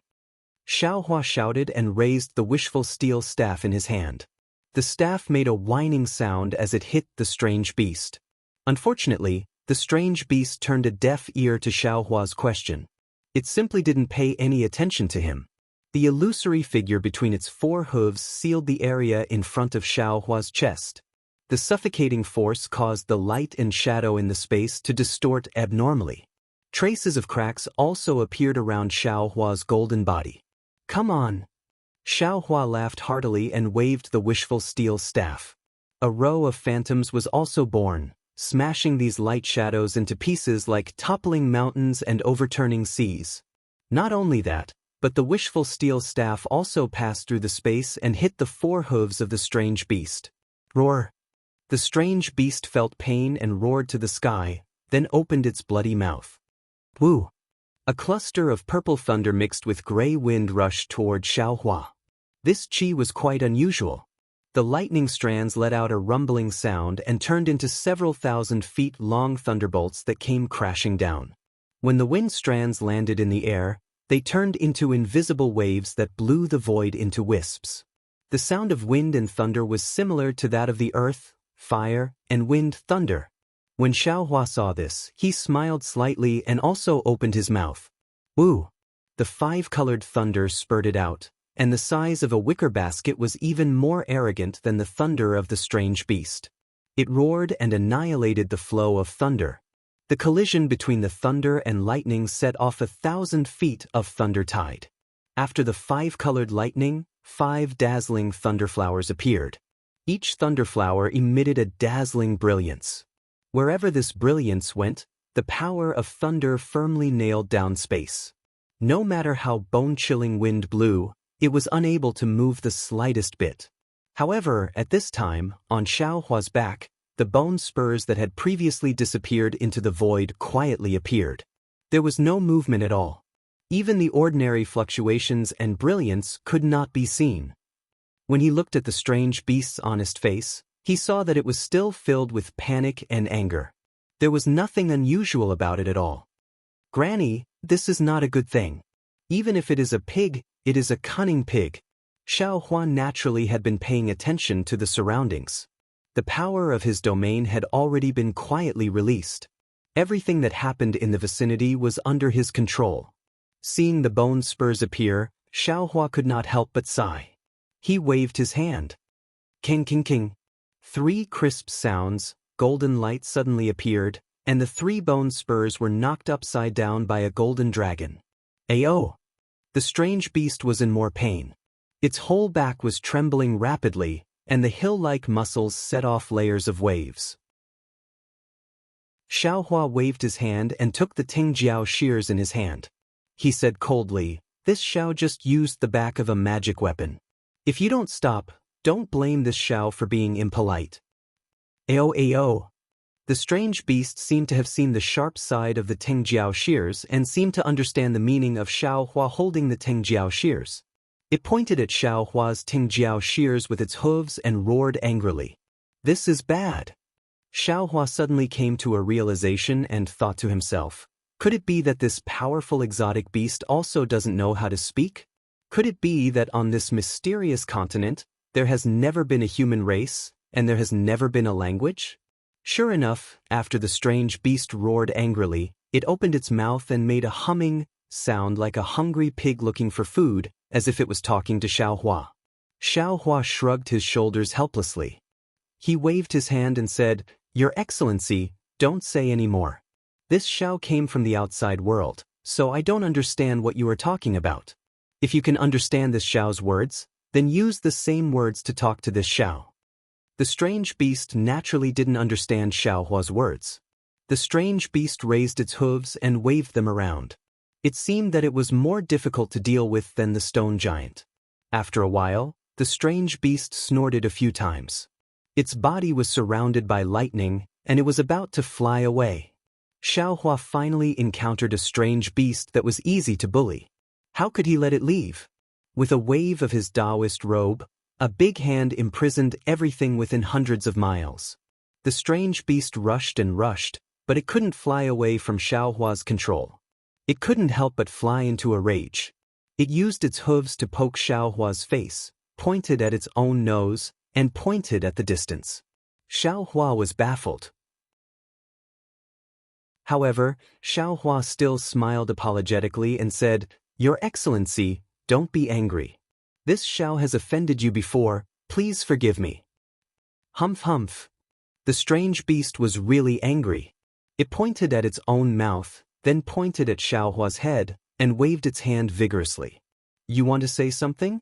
Then say it. If you don't say it, how will I know what you want to say? Since you want to say it, then you don't need to care about what I think."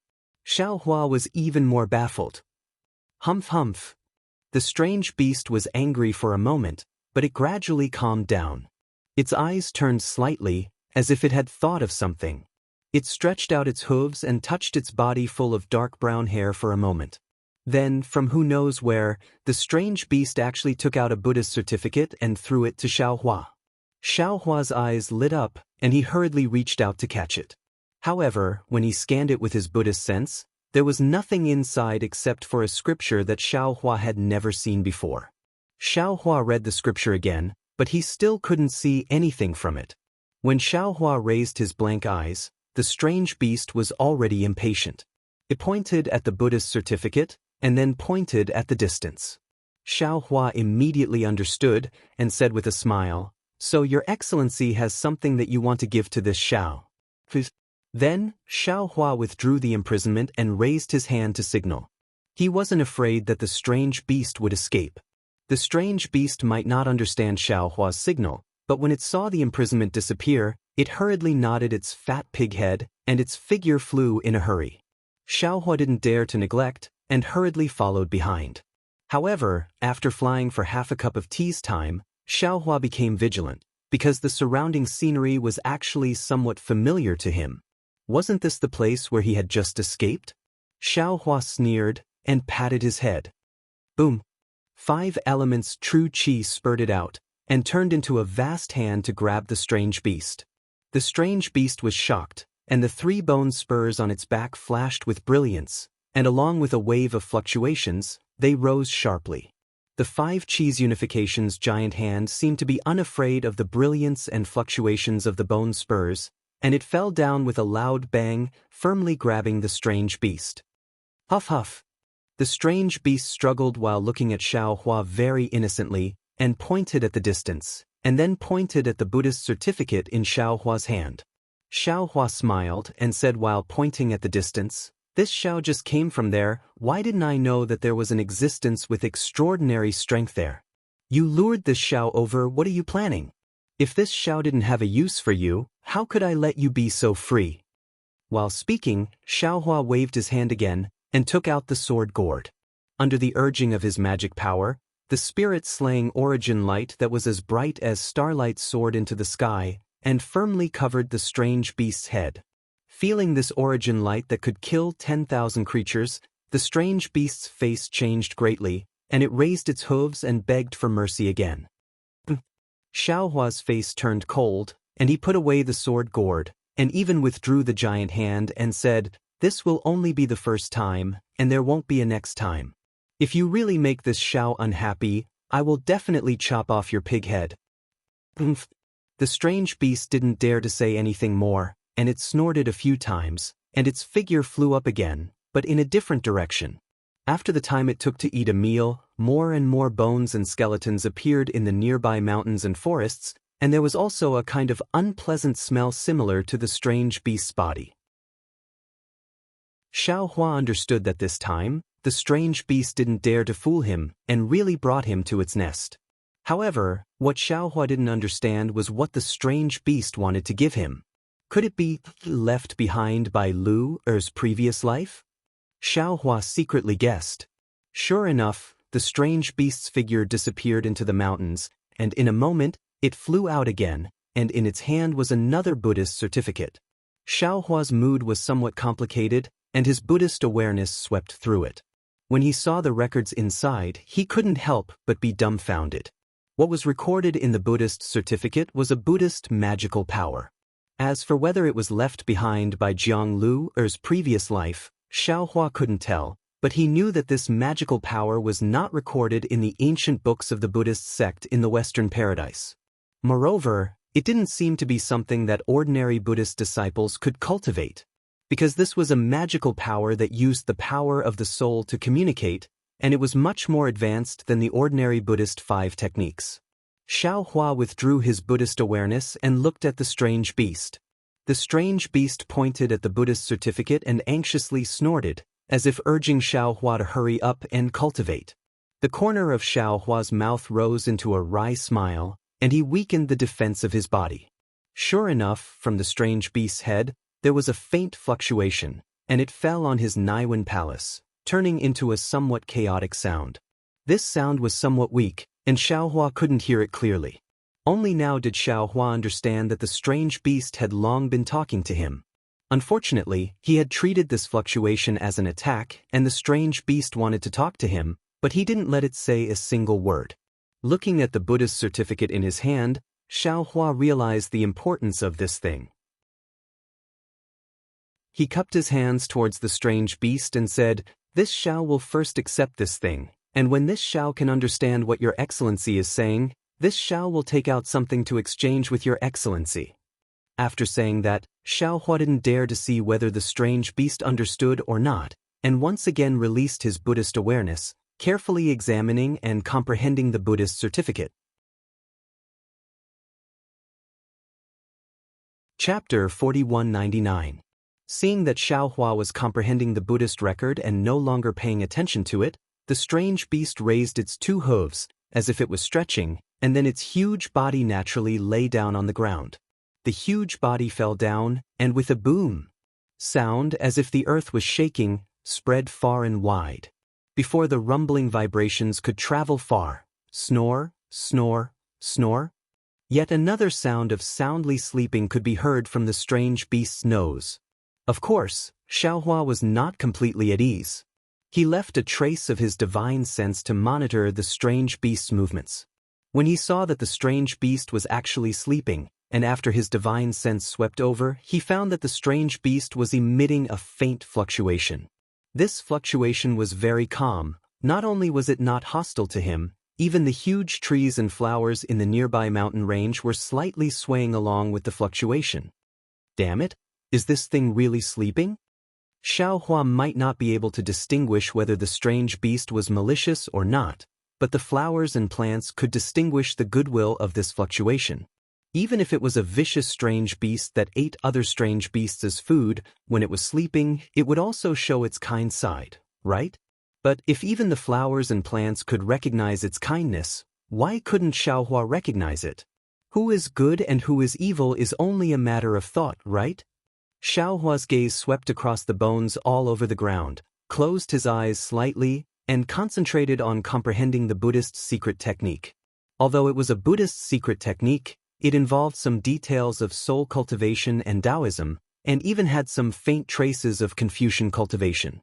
With Xiaohua's Mahayana cultivation, it was extremely difficult to comprehend it.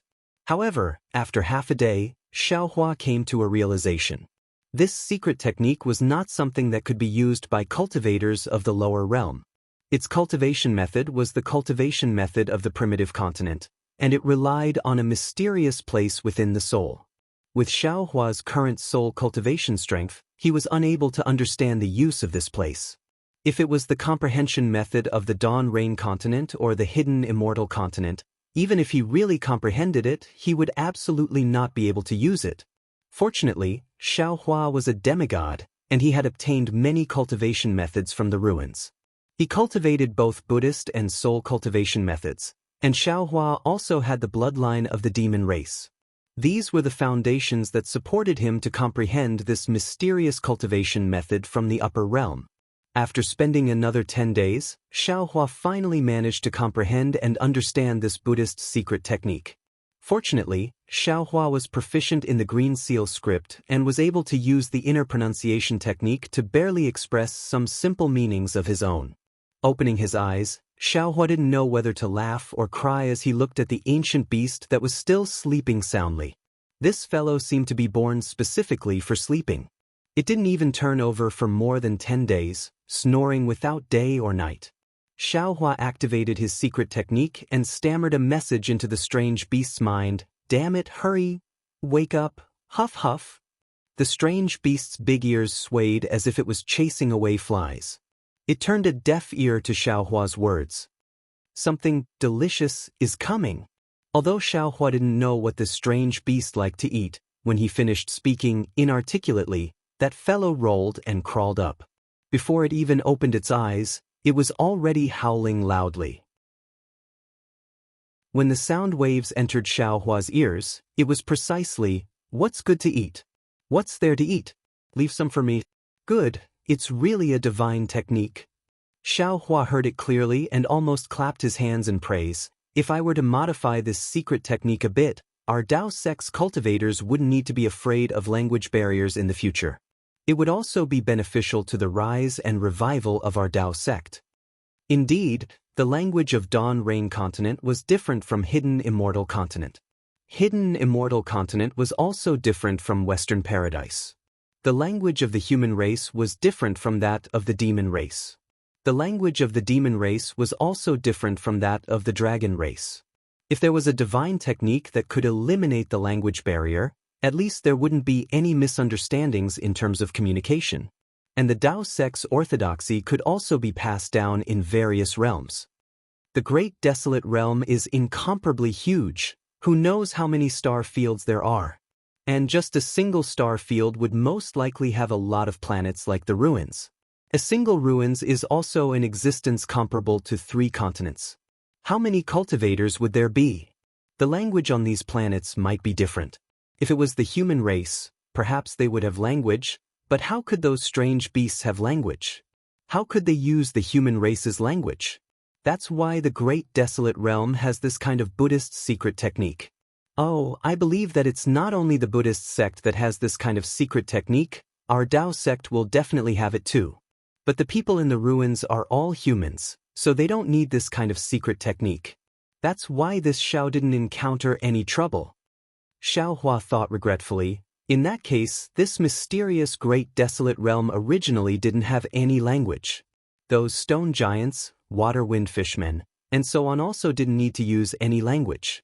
When their strength deepened, they would also understand this kind of secret technique. What this Xiao and the Fortune Gate's disciples did was somewhat superfluous. However, the regret disappeared in a flash. Xiaohua had some understanding again. It's just like the enlightenment of Confucian cultivators. The children of well-off families can always receive good influence. They can read books at will, but the children of ordinary poor families don't have the opportunity to receive education and can't read or write. This Xiao teaching the human race's language and etiquette to these strange beasts is like enlightening the poor children. It can let more low-level strange beasts in the great desolate realm have the opportunity to gain wisdom, and have the opportunity to walk a better path. Xiaohua had only pondered for a short while, but he had gained a lot in his heart. The strange beast that had just woken up opened its eyes. It looked around but didn't see anything delicious, so it was a little angry. However, when it saw Xiaohua's slightly wrinkled brows, the anger on its face immediately turned into flattery. A faint fluctuation came out from the space between its brows and entered Xiaohua's forehead. Then, a rather simple and honest voice sounded in Xiaohua's mind. Hee, can you hear Laozi's voice? Hearing the strange beast call itself Laozi, this Xiao was a little displeased and asked, What's your name? The strange beast was stunned, and asked in confusion, What's a name? When Xiaohua heard this, he was greatly surprised and asked, Other people? No. Other strange beasts? Also not. Xiaohua was suddenly at a loss for words. He had never thought that name, a term that everyone was familiar with, would one day have to explain it to others. Moreover, he didn't know how to explain it to a strange beast. This was not just a matter of habit, but also the difference between the human race and the strange beasts. It was true that the human race needed a name, but the strange beasts, did they need a name? Is that what they call you? Xiaohua pondered for a moment and asked the simplest explanation. What are they? The strange beast asked again. They. Xiaohua didn't know how to explain it again. However, just as Xiaohua was thinking about how to explain it to the strange beast, Xiaohua's eyes suddenly lit up. He narrowed his eyes and looked at the seemingly harmless strange beast. Looking at that simple and honest smile, he said coldly, Don't pretend to be confused with this Laozi. This Buddhist sect's secret technique transmitted the power of the soul into one's mind. It wasn't real words. Even if you don't understand others, you should know what name is. If you continue to make fun of this Laozi, don't blame this Laozi for being impolite to you. When the strange beast heard this, its eyes flashed with a strange light, but it disappeared immediately. It hurriedly laughed and said, Don't blame me, don't blame me. This is the first time you've used this sound transmission technique. I was afraid you'd make a mistake, so I asked a few more questions. However, I really don't know what the name you're talking about is. This Laozi's name is Xiaohua, Taoist Master Xiao. Xiaohua snorted coldly. When others see me, they call me Taoist Master Xiao or Xiaohua. This Laozi will know that they're calling me. After saying this, Xiaohua regretted it again. Wouldn't it be fine if he just said Xiaohua or Taoist Master Xiao? Why did he have to say some Taoist name? How could this strange beast know what a Taoist name is? Who knew that the strange beast suddenly came to a realization. It patted its head and said, I understand. I also have a name. It's called Swallowing Heaven, and I also have a Taoist name, called Jieqi. Taoist? Taoist name is Jieqi? Xiaohua was shocked and asked curiously, Who gave you this Taoist name? Is it you? The strange beast called Swallowing Heaven shook its head. Neither. I also don't know who gave it to me. I've known this Taoist name since I can remember. Xiaohua saw that Swallowing Heaven couldn't explain it, so he didn't ask anymore. He thought for a moment and said, Name? It's Jieqi's name. Swallowing Heaven answered this question without hesitation. This time, Xiaohua was experienced and didn't ask who Jieqi was. He directly asked about the situation of Swallowing Heaven. Unfortunately, Tunshan's words weren't too different from Xiaohua's thoughts. He didn't know how big the Eldritch continent was, nor did he know how many experts there were on the Eldritch continent. He only knew the general situation within 1,000,000 miles. It wasn't just because the heaven-devouring beast was too lazy. More importantly, every prehistoric beast had their own piece of land. The prehistoric beasts couldn't stray too far from their land, and the other prehistoric beasts wouldn't allow other prehistoric beasts to enter their territory easily. Unless a strange beast's strength skyrocketed and defeated or devoured the surrounding strange beasts, it would be able to expand its territory and have the opportunity to enter the territory of other strange beasts.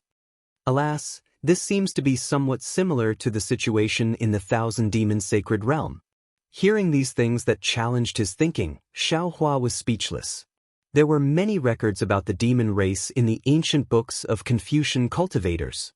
These records, whether it was from ancient times or now, described the behavior of the demon race from the perspective of the human race. It was inevitable that there would be many deviations when looking at the demon race from the perspective of the human race. Now that Xiaohua had come to a prehistoric continent where the human race had never existed, he finally understood a principle. The human race might not be the ruler of this world, and the human race might not be the spirit of all things. The prehistoric continent had its own order, and the demon race had its own order. Without relying on the human race, they still lived comfortably. Chapter 4200. After talking for a while, Xiaohua gradually understood the meaning of heaven-devouring beast, and heaven-devouring beast could also understand Xiaohua. Xiaohua asked again, "Just now, where were you going to take me to? Isn't there the most powerful being within 1,000,000 miles of that place?" Shu. Hearing Xiaohua ask about that powerful existence, heaven-devouring beast hurriedly waved his hand and anxiously stopped him. "You must not mention his name. Once you mention it, he will know. If you say something that you shouldn't say, he will immediately appear in front of us." Xiaohua nodded. Knowing that this was the divine ability of that existence, he didn't dare to ask any more. Finally, he talked about the 7-colored light that appeared in the sky that day, and then asked, "Do you know where that multicolored light appeared?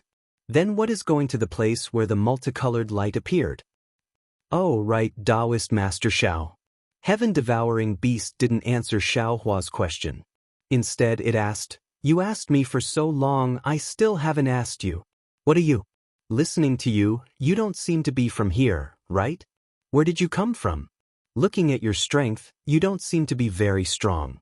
Why did you run so far?" "I am naturally a human." Xiaohua laughed, raised his arm and said, "People like me are called humans. As for where I came from, even if I told you, you wouldn't know. Just treat it as if I came from a very, very far place." "Human?"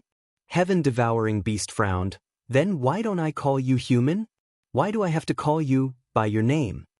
Xiaohua smiled bitterly and replied, "There are a lot of humans. Of course, you can call me human now. I know you are calling me. If there are a lot of humans, how would I know you are calling me?" "Ha, I know." Heaven-devouring beast laughed loudly and pointed to the east. "According to this, there is a nest of Cheng Sheng in 200,000 miles. When we call them Cheng Sheng, there will be a lot of them. But later on, we call them Cheng Sheng 1, Cheng Sheng 2. You can also call them Human 1. Sweat." Xiaohua didn't know whether to laugh or cry and replied, "The number of humans is really too big. They are all in the billions." "Ah? But why are there so many?" The heaven-devouring beast was shocked. Fortunately, it understood numbers, so there was no need for Xiaohua to explain numbers to it alone.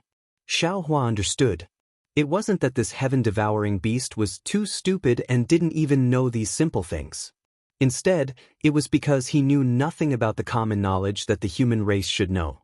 He had never seen the prosperity of the human race in the hidden, immortal continent. No wonder he asked such a question. He thought for a moment and replied, "This? I won't tell you in detail. When I have time, I'll teach you some words. When you learn them, I'll give you some scrolls to read. You'll understand then." "Taoist Master Xiao, please teach me now." Sky-devouring beast said sincerely. The honesty on his face matched the honesty in his voice. "Okay." Xiaohua answered almost without hesitation. However, just as he finished answering, he was shocked. His face turned cold as he said, "Damn it. You're making fun of me again."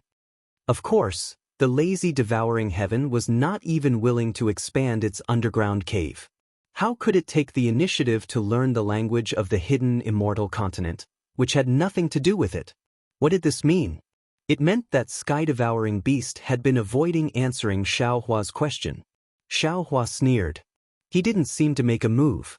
The brilliance of his body overflowed, and his spiritual power imprisoned everything within 100 miles. Seeing that Xiao Hua's domain had just formed, sky-devouring beast let out a humph-humph sound. Its 4 hooves danced, and a strange fluctuation was produced. At the same time, the bone spurs on its back rose again. Previously, it didn't show any power in the battle, but now it actually penetrated Xiao Hua's domain. A kind of force that Xiao Hua couldn't control rushed out of the broken domain and smashed other domains one after another. Even sky-devouring beast's 4 hooves could break through the domain. Humph! Xiao Hua saw that the power of the domain couldn't trap sky-devouring beast. He snorted coldly and took out the wishful steel staff again. Boom boom. The wishful steel staff hit sky-devouring beast's 4 hooves. Ayo ayo. Sky-devouring beast, who was not afraid of Xiao Hua's domain, was actually afraid of Xiao Hua's wishful steel staff. The iron staff hit sky-devouring beast until it cried out in pain.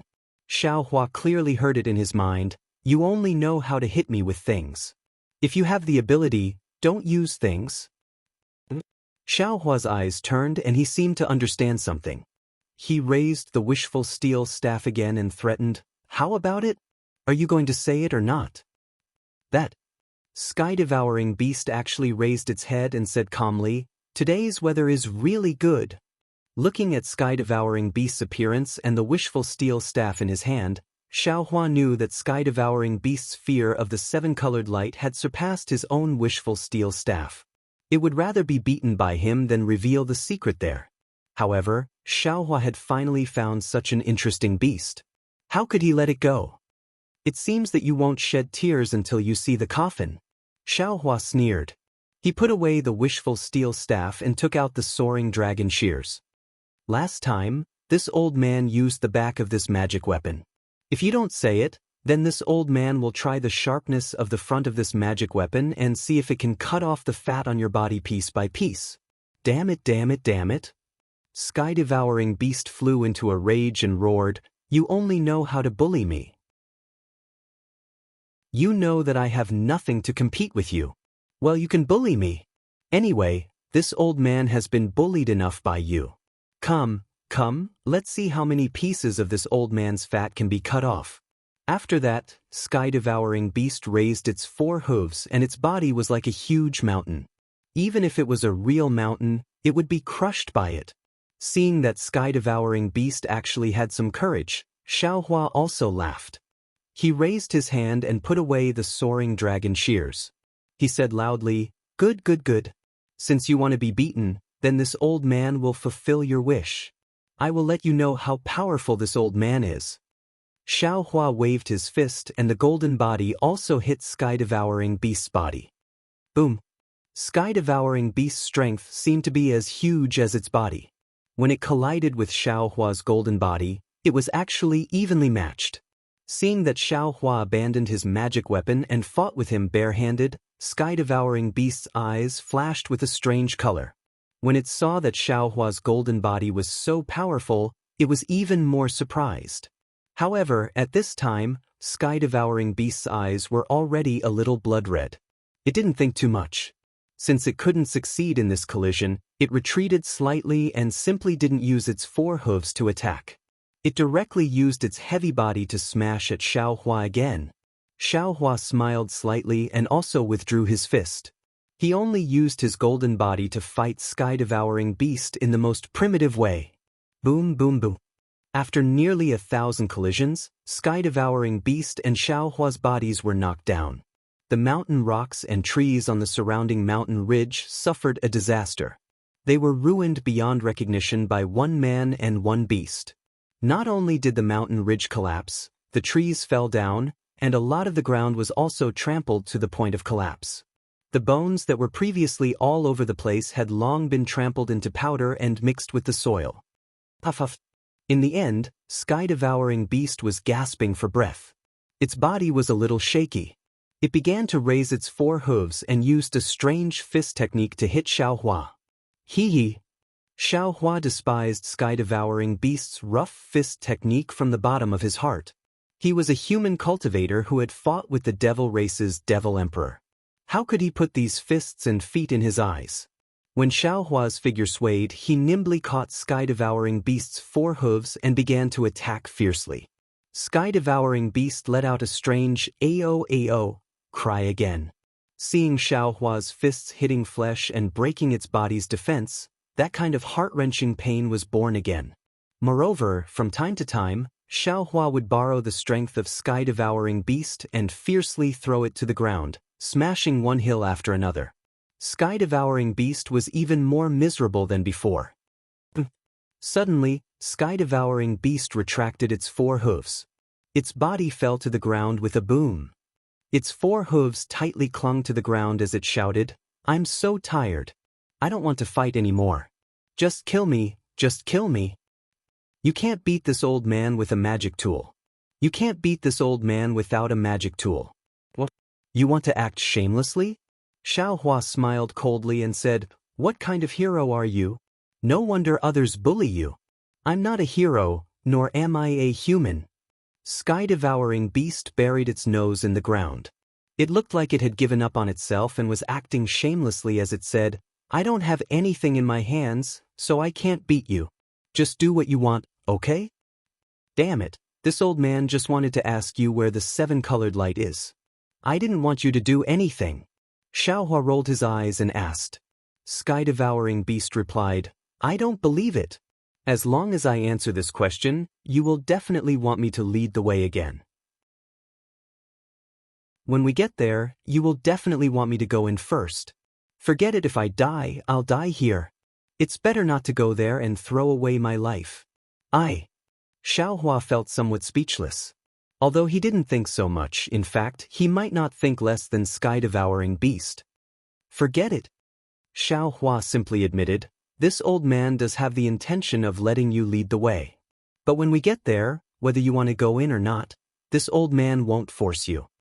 Not going, not even if I die. Not saying, not even if I die." Sky-devouring beast once again buried its head in the ground, exposing its huge buttocks outside. "How about this?" Xiao Hua said again. "From what you said, are you lacking a suitable magic tool? If you are willing to take me there, you don't have to go in, I can give you one. What do you think?" "Tisse." Sky-devouring beast disdained it. "Don't try to trick me. I won't be fooled by you." Xiao Hua said with a smile. "Don't rush to a conclusion. Tell me, what kind of magic tool do you like?" With that, Xiao Hua waved his hand and took out a dozen magic tools and other magic tools. He said with a somewhat bewitching smile, "Look, I do have a lot here. Pick one that you like." Sky-devouring beast slightly tilted its head and peeked with its big ears. It hurriedly retracted its eyes and drooped its ears, looking uninterested. Chapter 4201. Xiao Hua was overjoyed when he saw Sky-devouring's interest in magic tools and demonic tools. With a wave of his hand, he put away the magic tools and demonic tools and took out another batch. He looked at Sky-devouring and paid attention to his expression. However, these were still not what Sky-devouring wanted. Xiao Hua had obtained a lot of magic tools and demonic tools in the Forbidden Spring Ocean. Usually, he didn't pay much attention to them. Today, in order to lure Sky-devouring, he simply took out these things in batches. Sure enough, after changing a dozen times, Sky-devouring lifted his head from the ground and even sat on the ground. He looked at these magic tools with interest and even said, No, these are too light, too small. I want something heavy, something that can be smashed, pierced." Xiao Hua pretended to be angry and waved his hand. "What do you want? Tell this old man. Even if this old man doesn't have a ready-made one, I can still refine one for you." "Taoist, is what you said true?" Sky-devouring was overjoyed, his simple and honest face showing a flattered expression.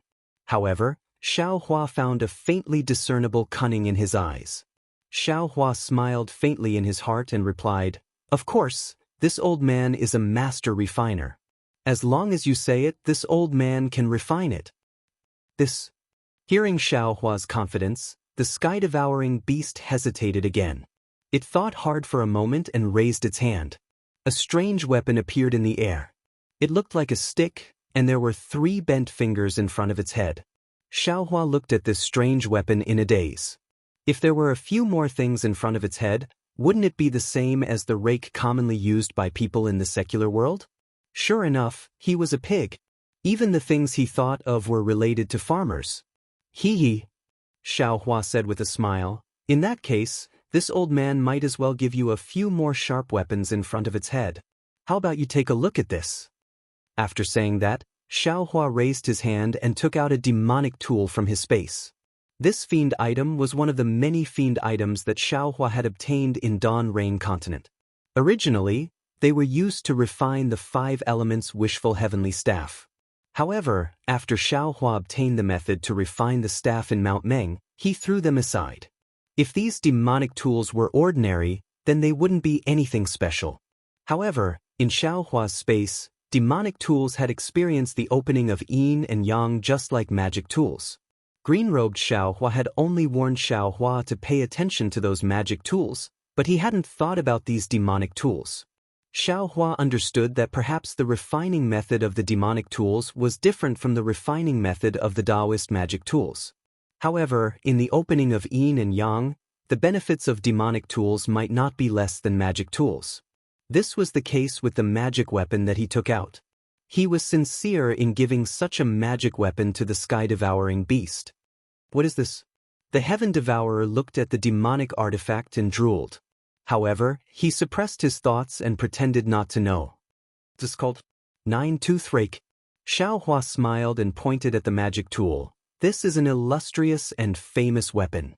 It's really suitable for an incomparably powerful prehistoric beast like you. At this time, the Heaven Devourer didn't care about what Xiao Hua meant by prehistoric beast. He swallowed a mouthful of saliva and asked, Is this for me? You aren't lying to me, right? Ah. Xiao Hua laughed. He pointed his hand and the 9-tooth rake fell in front of the Heaven Devourer. He said, How can this old man go back on his word? I'll give this to you. After that, this old man will give you the secret blood sacrifice technique. You can refine this weapon into your own. No one can take it away from you. Of course, this weapon looks small now. If you refine it a bit more, it can be as big as you want. Ha! The Heaven Devourer laughed loudly. Its figure rapidly shrank. It lifted its front 2 hooves and took the 9-tooth rake. As it waved its arms, the sound of wind rose. Soon after, the Heaven Devourer felt that it was not satisfied. A demonic wind appeared under its feet and it flew into the air. It waved the 9-tooth rake. Cold light flickered in the air and killing intent overflowed. The lazy Heaven Devourer seemed to have changed its appearance. When it finished waving, the Heaven Devourer roared and the 9-tooth rake hit a mountain peak. Boom! The mountain peak that was several thousand feet in size was actually hit by the 9-tooth rake and collapsed. Good! The Heaven Devourer shouted. It kept the 9-tooth rake and landed in the air. After its figure returned to normal, it squinted its eyes and looked at the 9-tooth rake. It shook its head and said, This weapon is very good. However, it's a bit small. How could Xiao Hua not know about the Heaven Devourer's narrow-mindedness? He smiled and said, Naturally, I can refine it bigger. However, this old man doesn't have the time now. Let's talk about it later. As for the secret blood sacrifice technique, we'll have to wait. Let's go. With the 9-tooth rake, the Heaven Devourer seemed to be emboldened. Without waiting for Xiao Hua to finish speaking, it rushed into the sky and said, I'll bring you to Chaoyan Tower. Chaotian Tower? Xiao Hua was stunned. Looking at the Heaven Devourer's back, he thought to himself, Isn't this the name of a Confucian cultivator? How did it become a place name? Still trying to be secretive in front of this Xiao, saying that you've never seen a human before. Isn't Chaotian Tower an example? This Heaven Devourer is really interesting. However, up until now, Xiao Hua had a very good impression of this somewhat timid, somewhat lazy, somewhat cunning, and somewhat unwilling to admit defeat strange beast. He also knew that the Heaven Devourer's strength was not enough to threaten him. He simply stopped thinking about it and followed behind the Heaven Devourer. After flying for a while, Xiaohua used a Buddhist secret technique to send a sound transmission. Heaven Devourer, since you're willing to bring this old man over, then, can you at least tell this old man about the situation of Chaotian Tower? Hearing Xiaohua ask about the situation of Chaotian Tower, the Heaven Devourer became nervous. However, its eyes turned slightly, its big nose twitched, and even its big ears faintly moved. It sent a sound transmission. Taoist Xiao, Chaoyan Tower is a mysterious place, and also a place of opportunity. However, Chaoyan Tower is even more dangerous. Xiaohua became interested and asked, "What's so strange about Chaotian Tower? Why do you say that?" No one knows the origin of Chaotian Tower. Even that senior you wanted to ask about just now, he also doesn't know. In any case, since I can remember, this Chaotian Tower has already existed. Xiaohua sweated. Even that unknown existence didn't know about this place. Naturally, it was bigger than the Heaven Devourer era. Was there even a need to say this? And I understand. Continue speaking. Xiaohua replied casually. Before the Heaven Devourer could speak, Xiaohua's heart suddenly became alarmed. His eyes also turned, as if he understood something. This Heaven Devourer looked very simple and honest, but it was still very narrow-minded. Previously, it had played a few tricks in front of Xiaohua, and now it suddenly said some irrelevant words. It seemed to be a feint to make Xiaohua lower his guard. Who knows, there might be some small pit waiting for Xiaohua later. Sure enough, the Heaven Devourer said again, every few hundred years, a phenomenon will appear in Chaotian Tower. The specific phenomenon is different. Some are yellow sand filling the sky, some are blue water filling the sky, some are strange caves, and some are like the multicolored light from last time. However, every time a phenomenon appears, it says that an opportunity has appeared in Chaotian Tower, and a treasure has appeared. What this treasure is, no one knows. Only by entering Chaotian Tower can one know. I heard that Senior once entered Chaotian Tower and obtained a weapon that can pierce the sky. That's why he can dominate within a radius of 1,000,000 miles. Hearing the Heaven Devourer's words, Xiaohua didn't find anything wrong with it. He also nodded slightly and didn't ask any more. However, Chaotian Tower is very strange. Not all the strange beasts can enter. Only those who were young and not strong enough could do it. Like that senior, he has no way to enter now. Of course, with an opportunity, there will be more strange beasts fighting for it. Every time an opportunity appears in Chaotian Tower, there will be many strange beasts coming to fight for it. Fight to the death. Back then, I also participated in the fight for the treasure in Chaotian Tower with great ambition. Unfortunately, although I fought to the death and arrived in front of the treasure, because I was framed by other strange beasts, I only saw one side of the treasure and didn't snatch it. Speaking of this, the Heaven Devourer seriously transmitted, I didn't tell you this just now because I didn't want you to come over. You don't know, but those strange beasts will do anything for these treasures. Especially the Chaos 5 little ones, they are even more despicable. The 5 of them have worked together and successfully entered Chaonan Tower twice in a row to obtain the treasures inside. Ha! Hearing this, Xiaohua was very happy. Previously, the Heaven Devourer had shouted, "You guys only know how to bully me, you know I have nothing to compete with you guys." Xiaohua didn't understand the you guys, but now he understood that the Chaos 5 little ones were the you guys that the Heaven Devourer was talking about. Presumably, the Heaven Devourer was not only schemed against by the Chaos 5 little ones in Chaotian Tower, but also normally bullied by them. So, the Heaven Devourer wanted to set a trap for him here. Xiaohua's eyes turned and asked, "What danger is there in Chaotian Tower? Why don't you tell me?" Hearing that Xiaohua didn't ask who the Chaos 5 little ones were, the Heaven Devourer was a bit disappointed, but he didn't dare to say too much and replied, "Of course it's dangerous. But there are ambushes inside that test the strength of the strange beasts that enter and the schemes of other strange beasts. I was already very lucky to be able to enter Chaotian Tower back then." Oh, tell me what danger you encountered back then. Xiao Hua continued to ask. This. The Heaven Devourer slightly hesitated and hurriedly transmitted. There was a lot of yellow sand, each of them was the size of a hill. There were also many weapons that fell down from the mountain like stones. Hearing this, Xiao Hua's heart skipped a beat. Normally, when describing things that fell, they would be described as falling like raindrops. However, when it came to the heaven-devouring beast, it actually became rolling stones. Thus, Xiao Hua hurriedly interrupted the heaven-devouring beast and asked, "Have you never seen rain before?" "Rain? What is rain?" The Heaven Devourer was stunned. Chapter 4202. There's a lot of water falling from the sky. Xiao Hua explained helplessly. Heaven Devouring scratched its head and thought for a while, as if trying to recall. After half a cup of tea's time, it sent a voice transmission. "I seem to have seen it when I was young, but I haven't seen it for a long time." "Then what treasure did you see?" Xiao Hua suddenly asked. Heaven Devouring was stunned, then it stuttered and replied, "It's what I showed you just now. It's a weapon similar to the nine-toothed rake."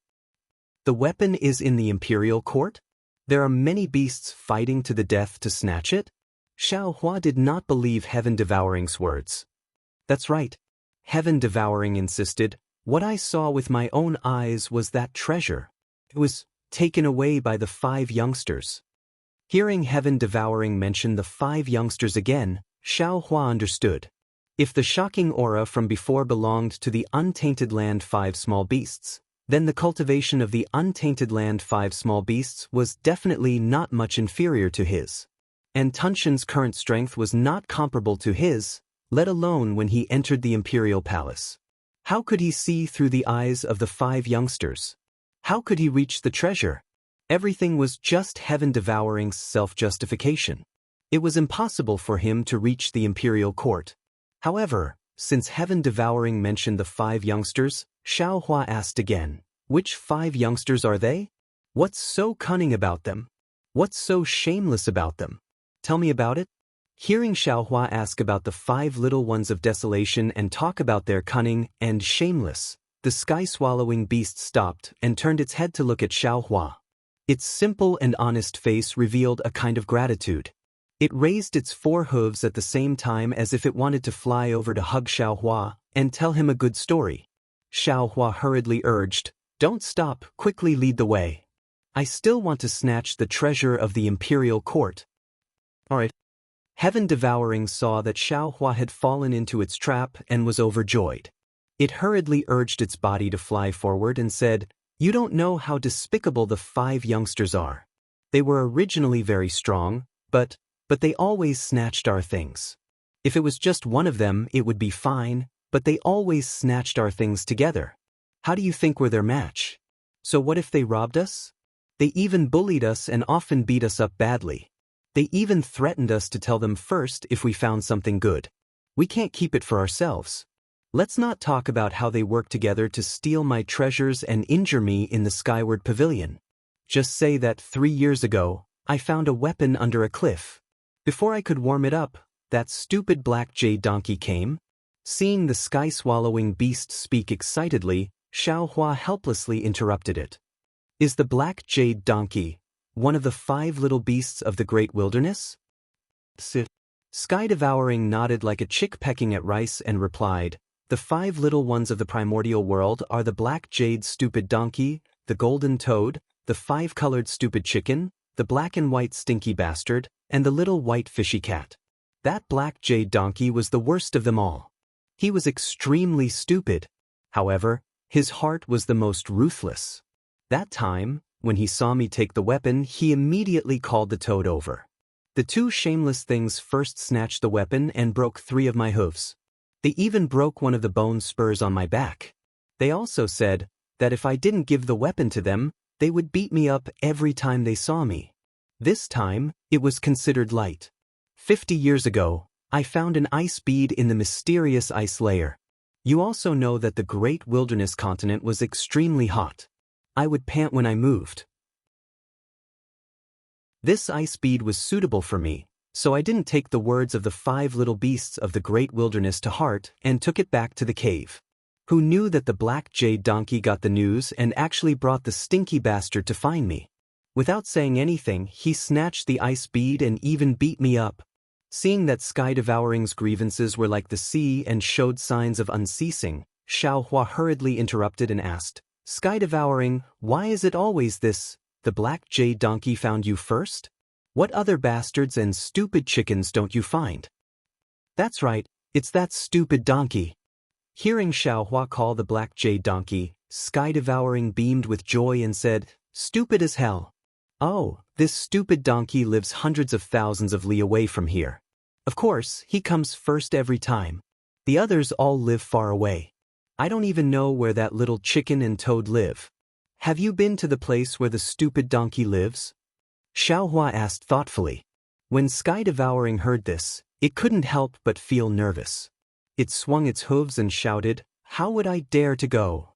Not to mention me, even the other strange beasts don't dare to go. That's sending themselves to be bullied. I heard that 70 years ago. Hearing Sky Devouring's grievances, Xiaohua pondered again. Previously, when he saw the multicolored light, there were many powerful auras in the entire continent. Although Xiaohua didn't dare to get involved, there weren't many auras nearby. Moreover, there weren't many figures in the night sky. Therefore, the 5 little beasts of the great wilderness mentioned by Sky Devouring might not be among them.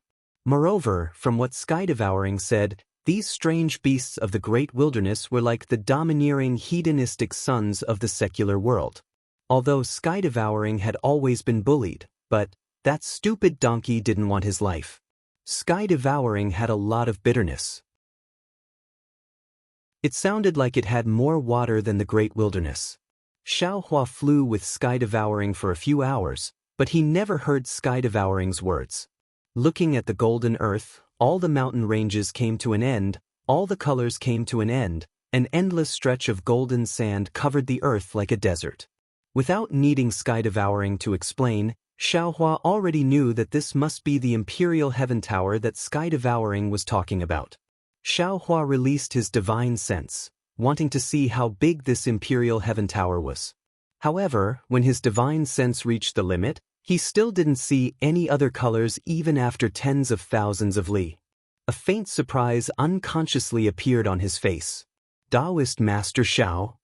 Sky Devouring saw the golden color, and its bitter waters stopped abruptly. Its pig face revealed nervousness. Its figure stopped in midair, and without turning its head, it said, This is the Imperial Heaven Tower. The treasure you want should be inside. I won't go forward. You be careful. Xiaohua didn't force Sky Devouring. He retracted his divine sense and used a secret technique to ask, If you don't want to go, then don't go. However, can you tell me where the entrance to the Imperial Heaven Tower is? This. Sky Devouring's eyes looked to the bottom left corner for no reason. It raised its hoof and casually pointed to a place, replying, The Imperial Heaven Tower is here. Its entrance appears different every time. The last time I went in, it was at a place 3,000 li in front of me. As for this time, I don't know either. Then what did the Imperial Heaven Tower look like when you saw it? Xiaohua asked again. The Sky Devouring beast answered without hesitation. Every time Chao Tian K appears, it looks different inside. What I see is a white cave with many fruits and many beasts in it. As Sky Devouring spoke, it couldn't help but swallow its saliva, as if it was talking about a beautiful dream it had just had. Since it's different every time, you don't have to say any more. Xiaohua stopped Sky Devouring from fabricating. He then stared at Sky Devouring's eyes and transmitted his voice, I'll ask you one last time. Is this the real Imperial Heaven Tower? Is this the place where the rainbow light appeared? Sky Devouring's eyes flashed for no reason. Then, it looked back at Xiaohua and nodded, Yes. This is definitely the place where the rainbow light appeared. It was also that day. I found the place where we could sleep underground. Good. Xiaohua nodded and said, I believe you. However, I have to say the ugly words first. If you lie to me, you definitely won't have a good ending. Black Jade Donkey will only beat you, but I will slice off your flesh piece by piece and fry it. I will cut off your legs and chop them into pieces to braise. Yes, yes. Sky Devouring obviously didn't understand what Xiao Hua meant by braised meat. However, after hearing Xiao Hua's tone, it felt that it was awesome and hurriedly nodded. Xiao Hua snorted coldly. Lightning flashed around his body. His figure turned into a thunderbolt and rushed into the golden desert, disappearing in a moment. Looking at Xiao Hua's figure that was like a thunderbolt, Sky Devouring slightly shrunk its neck. It licked its lips with its blood-red tongue and rolled its eyes. It seemed to be very hesitant. Then it turned around and flew back. However, after flying for the time it took to eat a meal, it stopped again. It turned around and looked at the faintly visible golden color again. A strange and decisive expression appeared on its face as it turned around and flew in another direction. Xiao Hua flew into the golden desert. He didn't identify any direction at all and flew straight ahead for more than an incense stick's worth of time. Then he stopped again. He had already released his divine sense earlier and didn't find anything strange. Moreover, he still couldn't sense the traces of Dragon Vein Xiao Hua and Phoenix Body Xiao Hua. He already knew that his two clones must have fallen into the Imperial Heaven Tower. Moreover, this Imperial Heaven Tower was definitely not something that could be discovered by ordinary means. Xiao Hua looked around and landed on the ground. Hua! With a soft sound, the golden sand at the place where Xiao Hua landed flowed to both sides. Xiao Hua waved his hand and a handful of sand fell into his hand. The size of the sand looked very uniform. They were all the size of a thumb. The sand was yellow all over and had a faint luster. Under the sunlight, the rough surface reflected a yellow brilliance. Xiao Hua pinched a piece of sand with his thumb and index finger. With a slight force, the sand was crushed into powder. The powder flew with the wind and raised a faint earthy smell. It looks like a very ordinary sand. Xiao Hua thought to himself. He threw away the sand in his hand. Then, his body flashed with an earthy yellow brilliance. He used the earth escape technique and fell into the sand.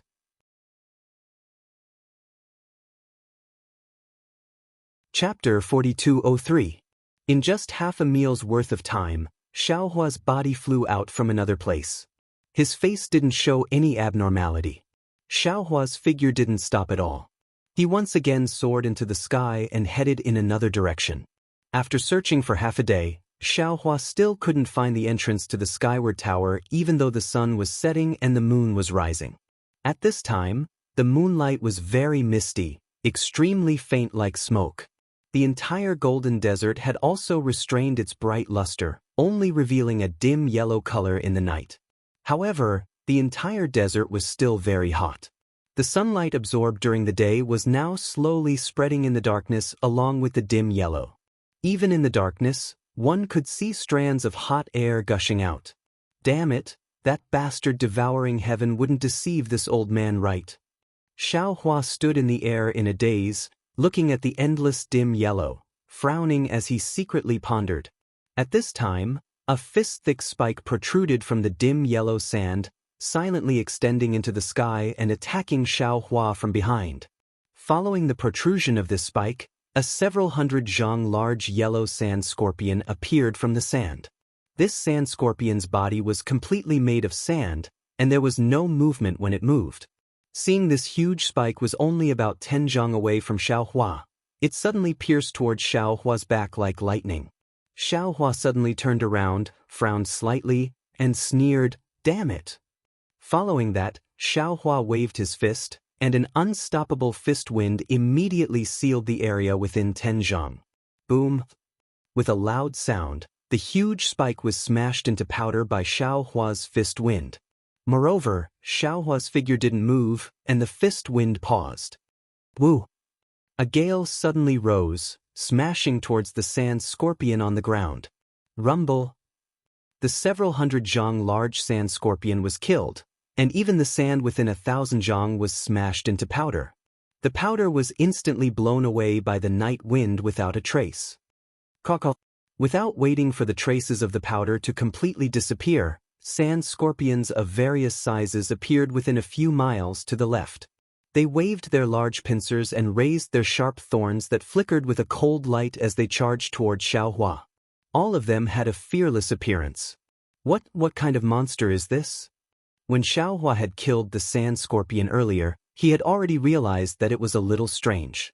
That was because the sand scorpion was really a sand scorpion. It was completely made of sand. Now that he saw the sand scorpions all over the place, he couldn't help but be surprised because he didn't sense any movement of soul essences, nor did he sense any fluctuation of mana. He really didn't understand how these monsters were formed. Motherfucker, nothing is too strange in this world. This mysterious great desolate continent has many secrets that I don't know about. Xiaohua sighed as he took out the wishful staff. With a wave of his hand, he killed all the sand scorpions that were attacking him. It was easy to kill the sand scorpions, but what made Xiaohua even more surprised was that although these sand scorpions were not his opponents at all, he had just killed the sand scorpions when more ferocious sand scorpions were born on the ground. These sand scorpions were not only larger in size, but their aura gradually increased from nothing, from weak to strong, becoming more and more powerful. Looking at such a huge and endless group of sand scorpions, Xiaohua naturally wouldn't fight endlessly with them here. He only pondered a little, and his figure flashed with lightning as he prepared to fly elsewhere. However, when he circulated his magic energy, he noticed that the space in the surroundings was suffused with an extremely faint fluctuation since a long time ago. This fluctuation was mixed with the night wind, so it was utterly impossible to notice. At this moment, when Xiaohua circulated his magic energy, the fluctuation instantly revealed its might. Not only did it freeze Xiaohua's magic energy, even his figure was obstructed. It made it very difficult for Xiaohua to move. Oh? Xiaohua's eyes flashed with a strange color. The wishful staff in his hand rotated in midair, and dozens of sand scorpions were killed. At the same time, in Xiaohua's mind, he saw strands of fluctuations as small as mosquitoes penetrating from dozens of sand grains and blending into the space. Motherfucker, this is a bit troublesome. Xiaohua knew in his heart that he had fallen into a strange circle. The more he killed the sand scorpions, the more the destructive sand produced waves that trapped him, and the sand scorpions that were reborn on the ground became more and more powerful. In this strange circle, sooner or later, he would be killed by the sand scorpions. Sure enough, the sand scorpions that were destroyed with a wave of his hand were reborn at this time, and they were already thousands of feet tall. The huge body crawled up from the ground, not only making a slight roar, but the fierce aura also made the night wind in the sky even more chaotic. Of course, Xiaohua's means were not limited to this. He fought for a while and observed the surrounding situation again. He saw that in addition to the fluctuations, there was only a murderous aura, and there was no entrance to the Chao Tian Imperial Court that he was looking for. So, he waved his hands, and within 100 miles of the void, there were countless thunderbolts. This thunderbolt was like the angry hand of a god, and instantly destroyed the sand scorpions that had just formed. Without waiting for the sand to fall, Xiaohua's figure escaped into the distance with the brilliance of the thunderbolt. Xiaohua escaped for more than 1,000 li, then reappeared in midair. His divine sense still hadn't left his body to look elsewhere. Oh! A world-shaking roar came from below him. Then, a sand scorpion no less than 10,000 zhang long swayed as it arched its body from the ground. Its huge stinger was even bigger than a mountain range, and it attacked Xiaohua's back. Is there no end to this? Xiaohua was a little angry. His eyes swept over the black light that was stabbing at his back, and his mind condensed into a hammer. Boom! It hit the stinger, and then Xiaohua's mind fell on the tail and body of the giant sand scorpion. In the huge roar, the shell of the 10,000 feet long sand scorpion was like a collapsing mountain, collapsing piece by piece. When the entire sand scorpion's body completely collapsed, thousands of chaotic fluctuations swam in the space within 100 miles, like frightened little fish in a pool. Woo! At this time, the sky suddenly darkened, and a layer of dark clouds suddenly appeared. Not only did it cover the starlight, but it also covered the originally clear moonlight. The night wind also suddenly stopped, and a ghost-like wailing and wolf-like howling sound strangely appeared above Xiaohua's head. Who? Xiaohua was greatly alarmed. He hurriedly urged his magic power to protect his body, and his mind suddenly swept towards the sky. The strange thing was that there was no abnormality in the entire sky, and even the previous fluctuations had disappeared. Not good. Xiaohua was greatly alarmed. He knew that this was the calm before the storm. Almost without thinking, he once again urged the lightning escape technique to escape into the distance. Unfortunately, Xiaohua's figure had only just crossed a few miles of the night sky. Boom! With a loud sound, the space within 1,000 miles began to boil, and the fluctuations that had previously disappeared reappeared. Each of the fluctuations seemed to have gone crazy, dancing wildly in the entire night sky. Xiaohua was in the middle of it. Not only did his magic power want to rush out of his body like a volcanic eruption, but even the blood vessels in his body were restlessly moving everywhere. Ha! In the midst of the chaos, a sound that seemed to have come from a long time ago, and also seemed to have just woken up from a deep sleep, came from under Xiaohua's feet.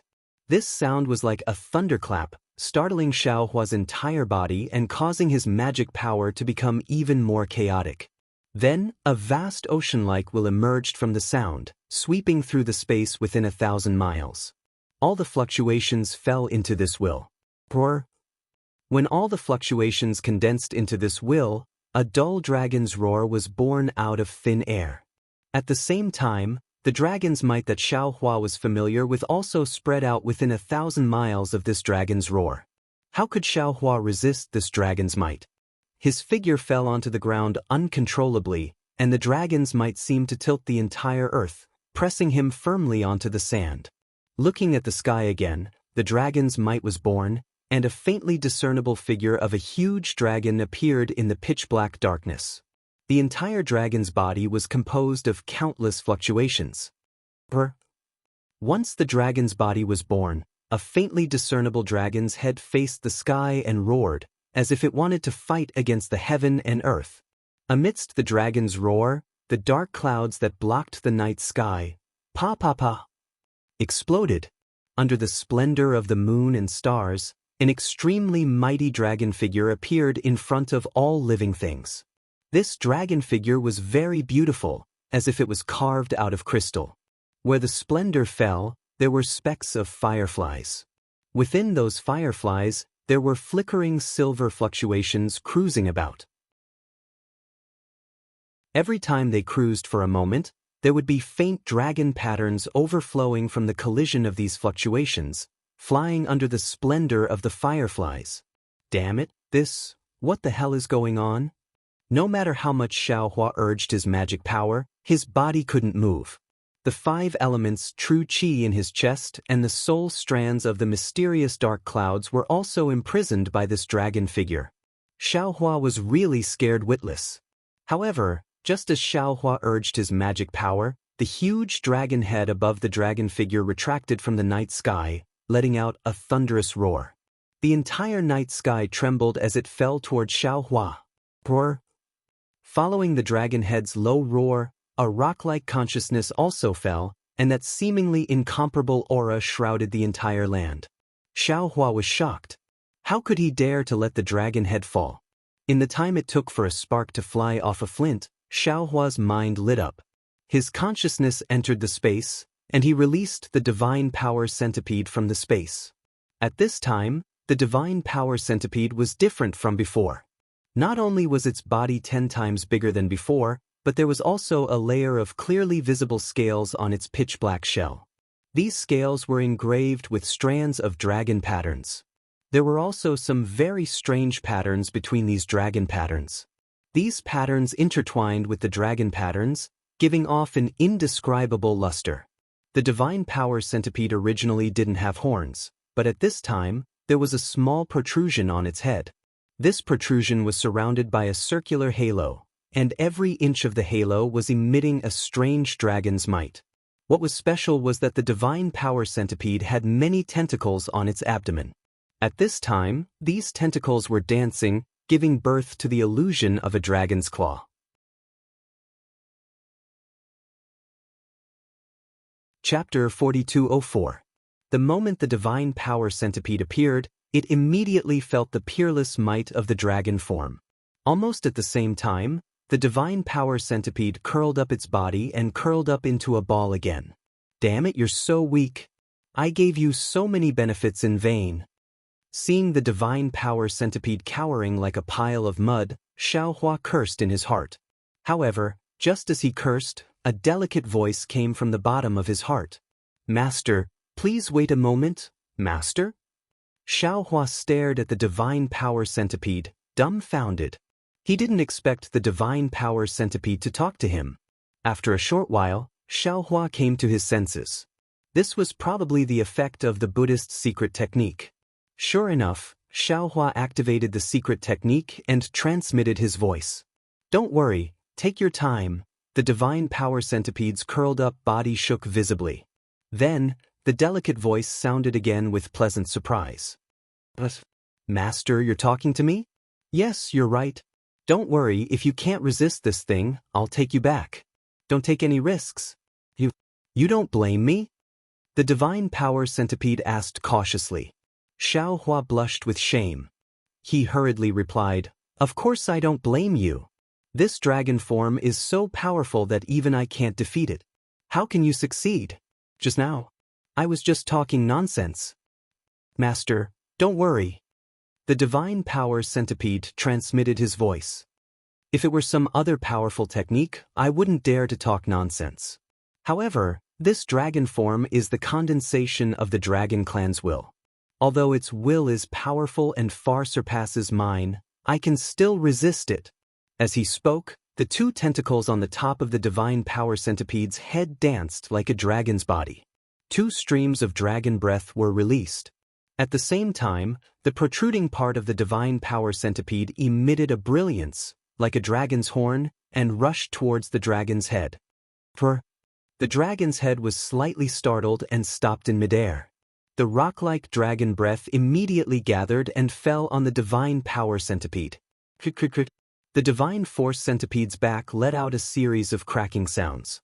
The dragon tattoos on its back flickered and burst into the night sky. Waves of dragon aura surged toward the dragon head like a rising tide. As the dragon tattoo exploded, the god power centipede's body glowed with 5 colors. It looked like a real dragon's body. It was very beautiful. Boom. The divine power centipede's draconic might and the dragon's draconic breath stood in confrontation for a few minutes before the draconic head's draconic aura became chaotic. After that, the draconic aura spread through the draconic body and collapsed wherever it went. Amidst the rumbling, all the dragon patterns and all the fluctuations were like small fish that were flying towards a place under the night sky in groups. Skyward Tower. Xiaohua landed on the back of the god power centipede. He raised his hand and pointed in that direction, shouting, Go there. Yes, master, please sit tight. The god power centipede was as obedient as a child. With a cheerful cry, a demonic cloud appeared under its feet and carried Xiaohua to the place where the fluctuations fell. Under the moonlight, the golden sand in the distance emitted a faint 7-colored light. This light seemed to be in the cracks of the void, but it also seemed to be in the sand. It gave off an unreal feeling. The god power centipede reached there and waved its tentacles without hesitation. A dragon's draconic aura spread out. As soon as the draconic aura touched the light, the entire light emitted a dazzling brilliance. Xiaohua felt that this brilliance was getting bigger and brighter. It blocked the entire world in front of his eyes. The strange scenes of the Dragon Kingdom turned into light and shadows that completely covered his body. Woo! It wasn't just Xiaohua's body that shrank, it was the sound of the wind that suddenly became louder. Xiaohua only felt that the surrounding hurricane was about to blow him away from the god power centipede's back. Shua! At this moment, another layer of draconic aura appeared on the god power centipede's back. This draconic aura enveloped Xiaohua's body in a brilliance. Xiaohua's body immediately became as stable as a rock. Boom! Xiaohua's body just stabilized. The god power centipede crashed into an invisible barrier. Following the sound of the collision, the god power centipede's body retreated. Of course, it only retreated for a few breaths. The god power centipede's body shook. Not only did the draconic aura that protected Xiaohua explode, even the tentacles in front of its head turned into draconic aura and pounced on the barrier. The god power centipede's 2 draconic auras were quite powerful. As soon as they touched the barrier, 2 rays of golden light flashed. Although the golden light couldn't compare to the soaring dragon scissors, it was much more agile. Under the golden light, a layer of ripples appeared on the barrier. Wow! It was like passing through a waterfall. Xiaohua's ears were somewhat ringing. Immediately after, a light overflowed and a layer of heaven and earth appeared in front of Xiaohua's eyes. When Xiaohua saw everything in front of him, his eyes were filled with astonishment. In front of him was an untainted land. There were towering mountains that reached into the clouds, incomparably huge ancient trees, and a mountain forest that stretched as far as the eye could see. Everything was not much different from the untainted land outside of the imperial court. This is an illusion? Xiaohua stepped on the god power centipede's back and lowered his head to look around. He couldn't help but feel a little bewildered. Just as he was thinking in his heart, caw, a burst of hoarse bird cries sounded. Not far away in the sky, hundreds of strange birds formed a flock and pounced over. These strange birds looked very strange. Their wings were hundreds of feet long when they spread out. The feathers on the wings were sparse and crimson-red muscles could be seen under the feathers. The strange birds' bodies weren't particularly big. They were only several tens of feet long. However, on this several tens of feet long body, the long, sickle-like beak took up several tens of feet. The bird's head behind the beak was fiery red. A cluster of strange patterns the size of a palm flickered on the strange bird's forehead like a flame. When these strange birds saw the god power centipede and Xiaohua, they seemed to have found food. They cried out crazily and pounced over. Ah? Xiaohua's gaze swept over and he couldn't help but be shocked.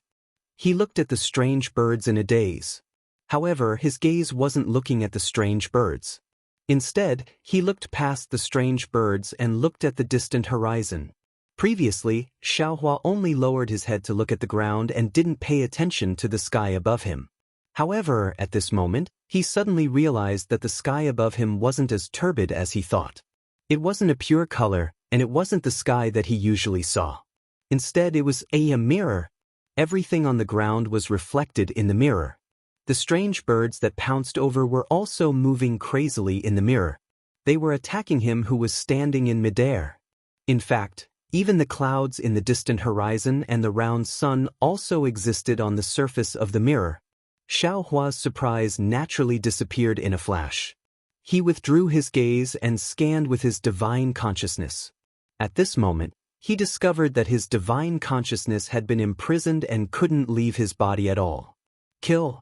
Seeing that the strange birds were getting closer and closer, and that there was even a fishy smell coming from their beaks, Xiaohua coldly ordered.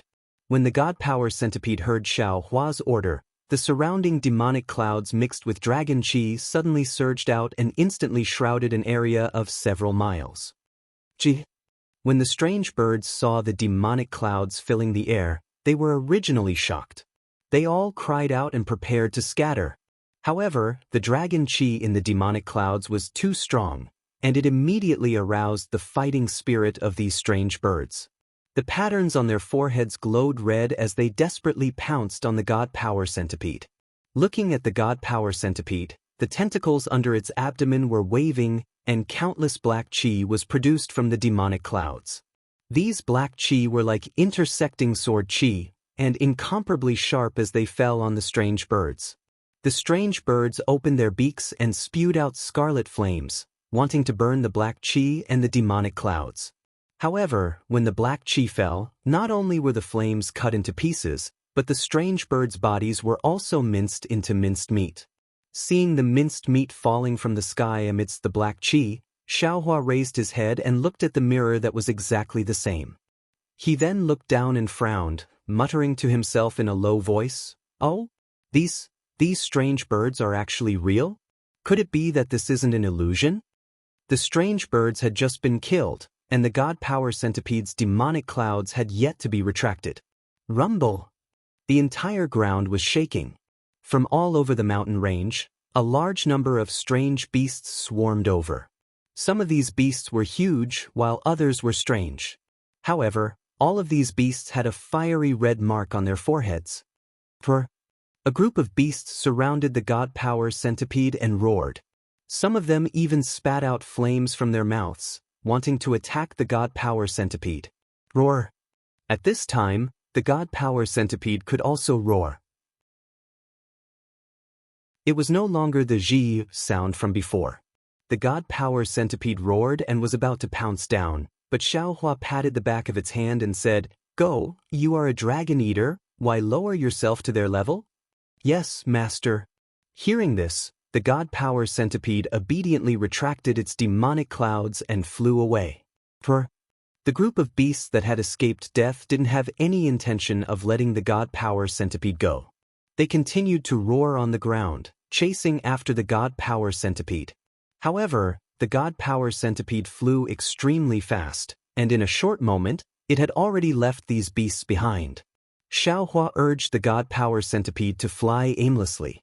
However, after flying for a while, at the end of the sky, Xiaohua actually saw a towering mountain peak. The mountain peak's outline couldn't be seen clearly, but under the sun, it was so majestic that it pierced through heaven and earth.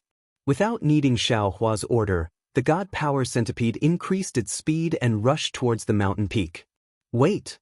Seeing the mountain peak becoming clearer and clearer, Xiaohua raised his head and looked at himself in the mirror, then looked at the mountain peak in the distance. The god power centipede immediately stopped. Xiaohua pointed at the top of his head and said, "Let's fly up." "Yes, master." The god power centipede didn't hesitate to fly up into the sky and directly stabbed into the mirror. What was very strange was that Xiaohua clearly saw himself face to face in the mirror. Not only was his appearance and expression clear, he could even touch it with his hand. However, no matter how the god power centipede flew, he couldn't touch it.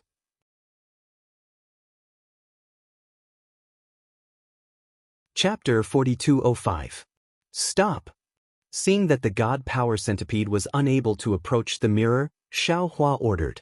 He then looked at the mountain peak in the distance and pointed behind him. "Let's fly there."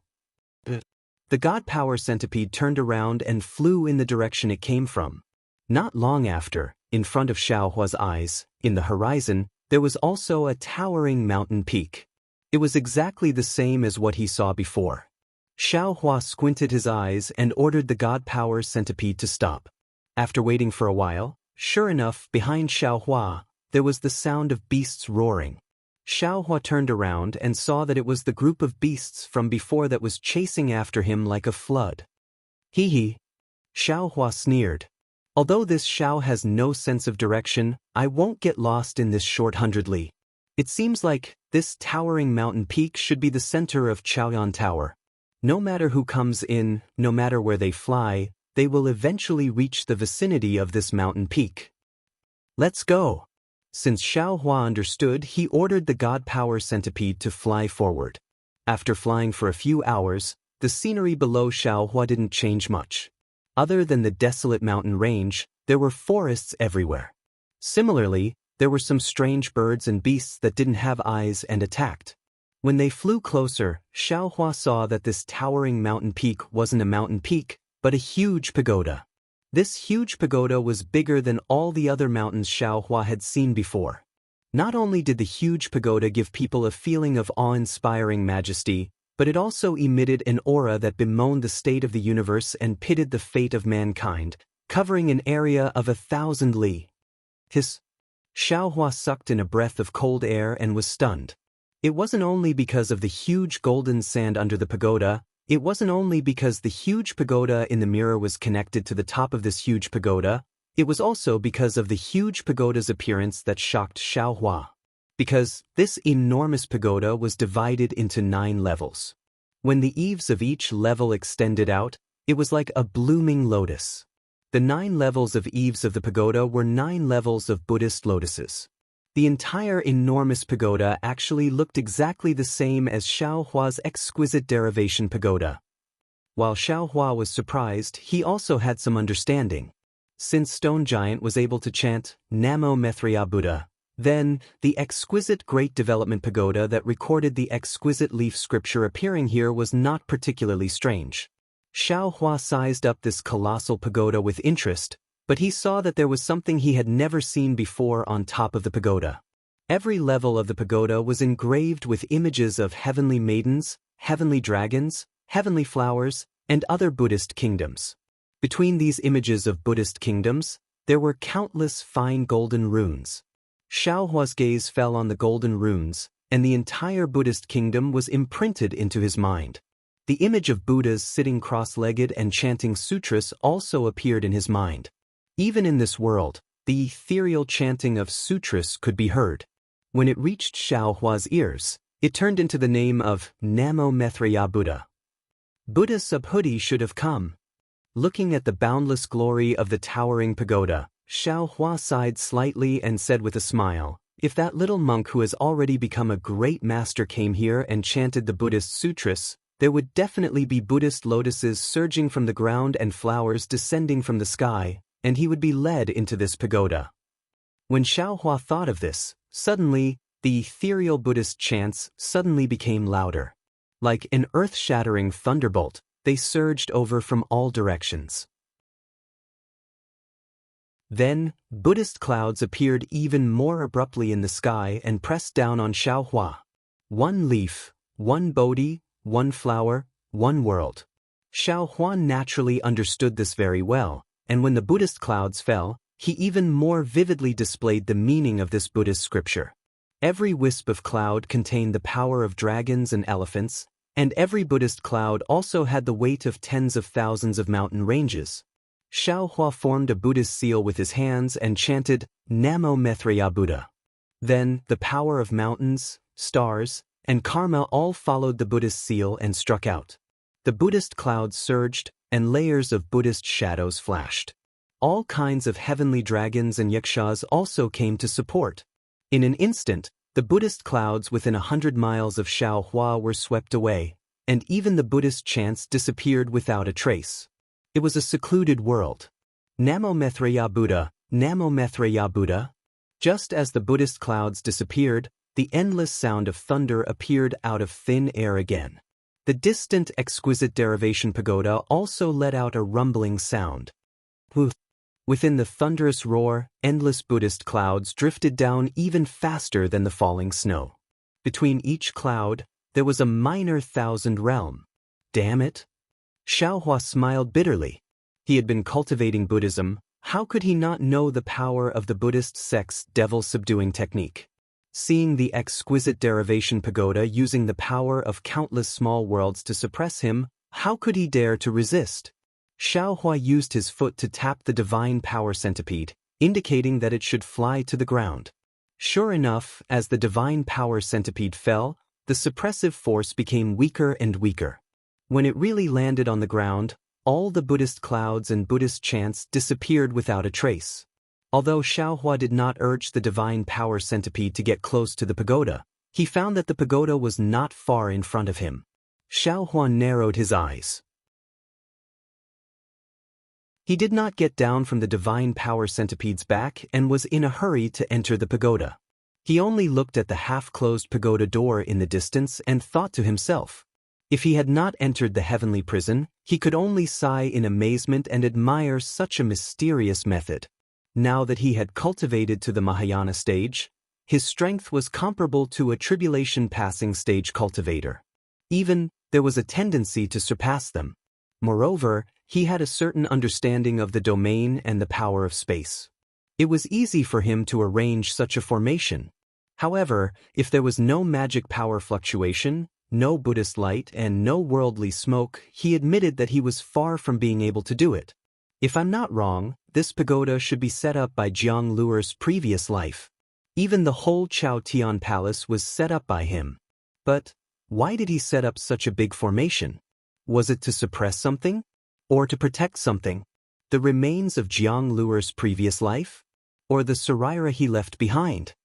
Thinking of this, Xiao Hua was shocked and almost slapped his forehead with regret.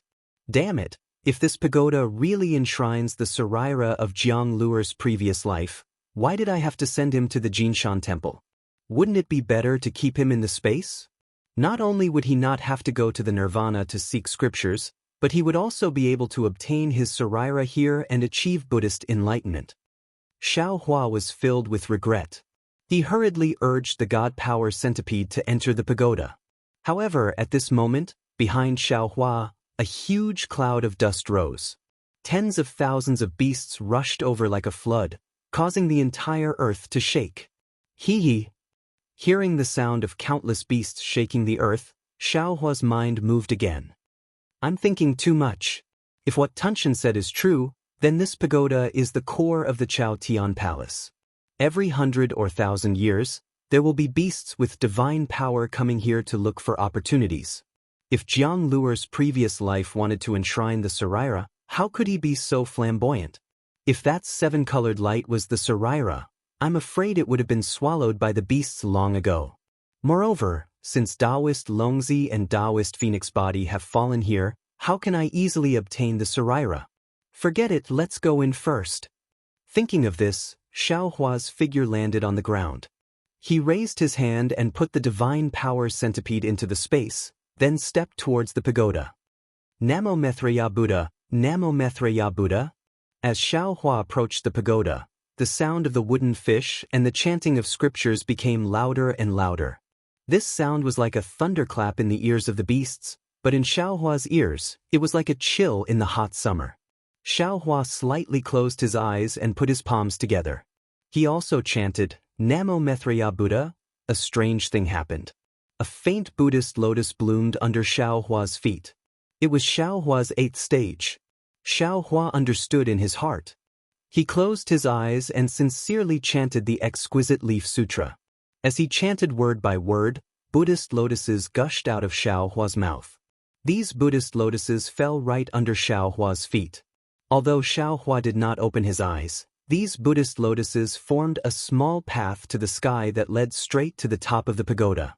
Xiao Hua's exquisite leaf sutra was divided into 9 layers. At this time, he was still missing 2 pieces of gold leaf and could not complete the exquisite leaf sutra. Therefore, when Xiao Hua finished chanting the complete 7th layer of the Buddhist sutra, the 8th and 9th layers still had incomplete scriptures. He also stopped chanting. When he opened his eyes, there was a half-closed pagoda door in front of him.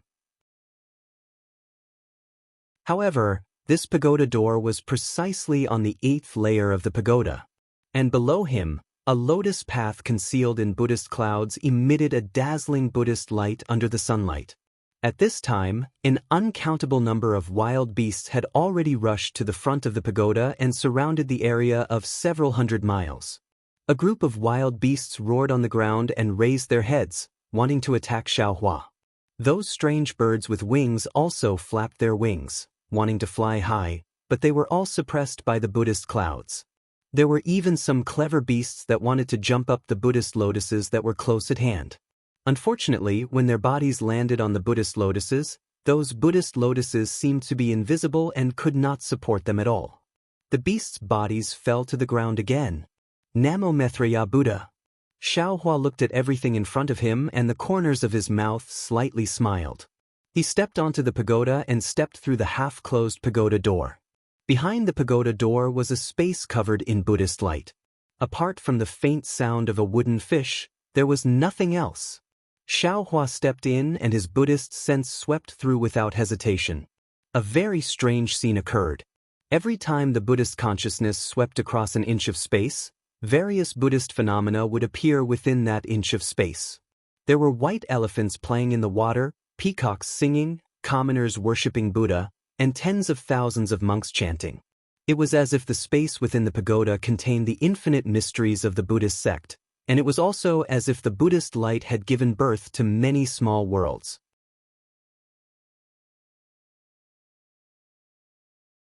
Chapter 4206. Xiao Hua couldn't help but frown when he saw the phenomenon of the Buddhist kingdom, because along the way, the phenomenon of the Buddhist kingdom was too frequent. It was somewhat contrary to the Buddhist sect's Buddhist heart. This space was originally a part of the Buddhist pagoda. Leaving such a restriction in the Buddhist sense was indeed a bit artificial. Therefore, Xiaohua's footsteps were somewhat hesitant. He only hesitated for a few breaths. As the Buddhist sense swept through, there were actually some gaps. Between the gaps, there was actually a flash of scarlet. Xiaohua was greatly alarmed. Lightning immediately appeared around his body, and his figure quickly retreated. Rumble! Amidst the thunder, Xiaohua's figure flashed a few hundred feet. However, behind Xiaohua didn't appear the door that he had just stepped into. Instead, there was a space of Buddhist light. This space of Buddhist light seemed to be boundless. For Xiaohua's figure had just swept away. Just a few hundred feet in front of him, a lion's roar resounded. A bloody mouth that enveloped the entire space of Buddhist light appeared between heaven and earth. Kacha! With a loud sound, it was as if the entire world had closed. That big mouth closed in front of Xiaohua's eyes. In particular, a powerful suction force emerged from that closed bloody mouth, intending to forcefully suck Xiaohua into it. Xiaohua's eyes narrowed. With a wave of his sleeve, a whirlwind soared into the sky, blocking the suction force. Crack crack. A burst of crisp sounds rang out. Cracks appeared in the space of a few hundred meters to the left. The two gusts of wind were so strong that they tore the space apart. After the space was torn apart, a ferocious yellow lion's head appeared. The several hundred feet large head emitted an indescribable ferocious aura. A pair of slightly surprised beastly eyes stared at Xiaohua. What are you? An extremely rude and intrepid voice resounded in Xiaohua's mind. You can actually come to the 8th floor of the Tongtian Pagoda? How come I have never seen you before? Xiaohua coldly snorted and replied, This old man. Unfortunately, before Xiaohua could finish speaking, an extremely obscure movement arose once more from the space around Xiaohua, and Xiaohua didn't have the time to finish speaking before his figure retreated swiftly once more. Ka! Another crisp sound rang out. Another lion head similar to the one in front of Xiaohua appeared near the space where he was standing. Once again, it opened its murderous fangs and bit towards Xiaohua's figure. Since Xiaohua was already vigilant, how could he fall into the trap? As he retreated, he rubbed his hands together.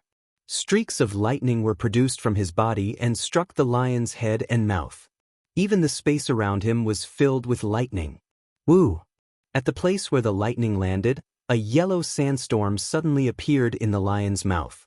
This sandstorm was very powerful. It rushed into the lightning and dissipated it in a moment. Xiaohua's hasty thunderstorm was actually unable to injure the lion's head. Not only that, after a few breaths of time, ka, the sound of teeth gnawing suddenly rang out. 9 lion heads rushed out from within the Buddhist light, and each of them wanted to swallow Xiaohua into their stomachs. Xiaohua was also very powerful. Every time the lightning flashed, he would escape from the man-eating lion's mouth in a flash. Damn it, this is the 9-headed Lion King. After dodging 9 attacks in succession, Xiaohua suddenly came to an understanding, and he pondered in his heart. This fellow is the guardian of the 8th floor of the pagoda, and he wants to devour all the primeval cosmos beasts that enter the pagoda. Seeing the 9 lion heads that he had just dodged appear out of thin air, 9 pairs of fierce eyes staring at Xiaohua, Xiaohua sneered, the 9-headed Lion King is only associate. With such means, you dare to guard the 8th floor of the pagoda? As soon as Xiaohua's voice fell, the eyes of the 9 lion heads revealed a look of ridicule. Then, within a few hundred feet of Xiaohua, the wind and clouds bulged, and the Buddhist light in the left and right space instantly disappeared. The entire space was distorted, and a lion mouth that could almost fill the entire space appeared around Xiaohua's body. Then, the lion mouth closed, trapping Xiaohua's body in the lion's mouth. It was not until this time that Xiaohua woke up.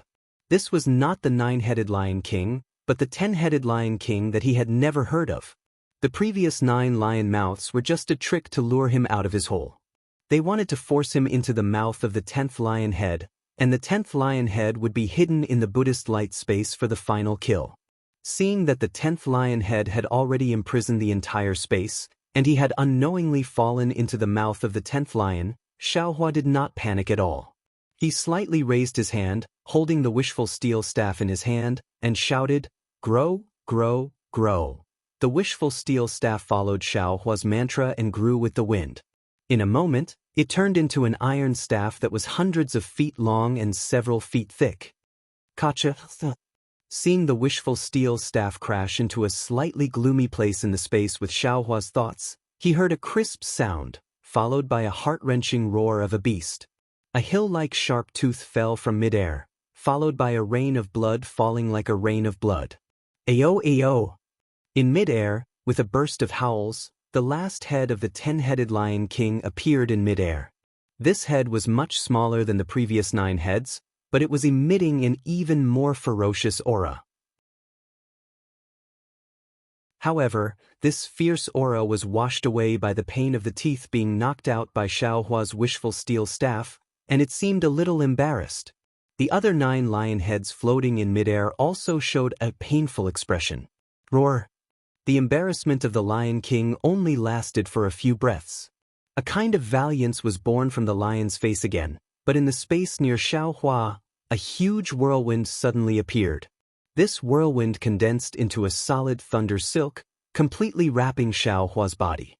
The thunder silk and the whirlwind formed a spiral passage, and in this whirlwind passage, there was a suction force that pulled Xiaohua in.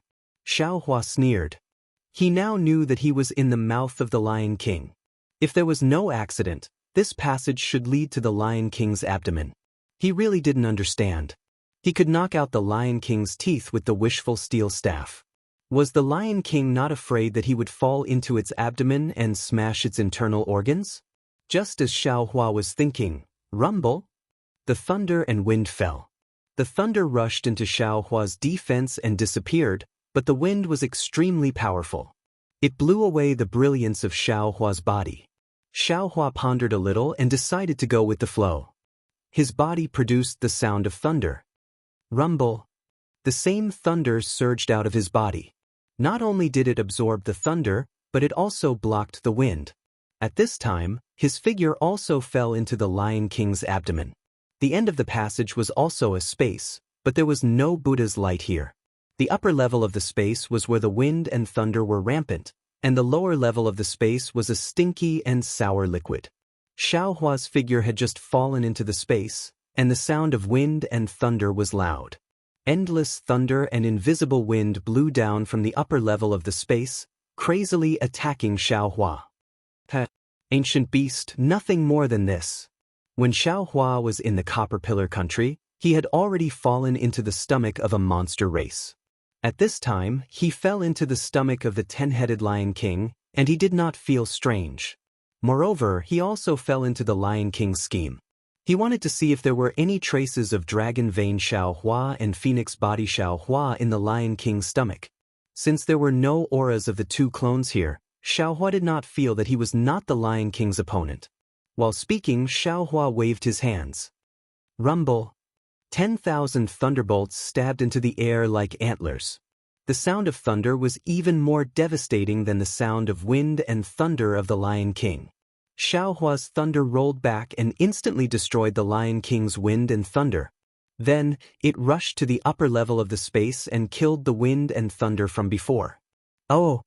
A huge and oppressive lion roar came from outside the space. Soon after, the entire space shook violently. The acid in the lower level of the space rushed into the air like a monstrous wave. Zzz. Before the acid landed on Xiaohua's body, an ear-piercing sound came from the space. The thunder and wind that were not completely annihilated before were actually melted by the acid. Seeing that the acid was able to corrode the space and create cracks, Xiaohua finally understood the power of the strange beasts. However, he was not nervous at all. He raised his hand and took out the clear water bottle from his Naiwan palace. Then, he made a Buddhist seal and the innate pure water turned into a thin layer of protection around his body. When the acid fell into the innate pure water, it did not even make a zzz sound and disappeared without a sound. Ha! Xiaohua laughed and said, "What other tricks do you have? You can take them out and try." "You? What are you?" The Lion King was clearly aware of the situation in his stomach. Seeing that Xiao Hua's imperial thunder technique was able to destroy his wind and thunder power, and that his most powerful acid was unable to do anything to him. Moreover, that innate pure water also contained his elusive aura. He could not help but feel extremely regretful and surprised. First, tell me what you are. Xiao Hua was not in a hurry. He waved the wishful staff in his hand and asked softly as if he was demonstrating his power. I, your father, have underestimated you. The 10-headed Lion King was clearly an untamed master. Seeing that Xiao Hua didn't answer, his temper grew.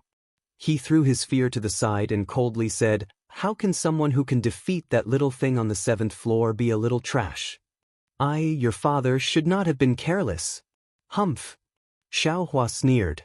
He knew that if he did not give the Lion King some power and hurt him, he would not be honest. Therefore, Xiao Hua simply did not ask any more questions. The magical power in his body surged, and a layer of bronze brilliance appeared on the surface of his body. At the same time, the heavenly law embodiment technique was displayed. Along with the wave of Xiao Hua's hands, the icicle flame that he had not used for a long time turned into a sea of fire in a moment. It rushed out from the innate pure water and burned towards the wind and thunder in the space above. You're tuning in to the Passion Pages YouTube channel. We're so grateful for your support, and don't forget to subscribe to join us on this incredible journey through captivating stories.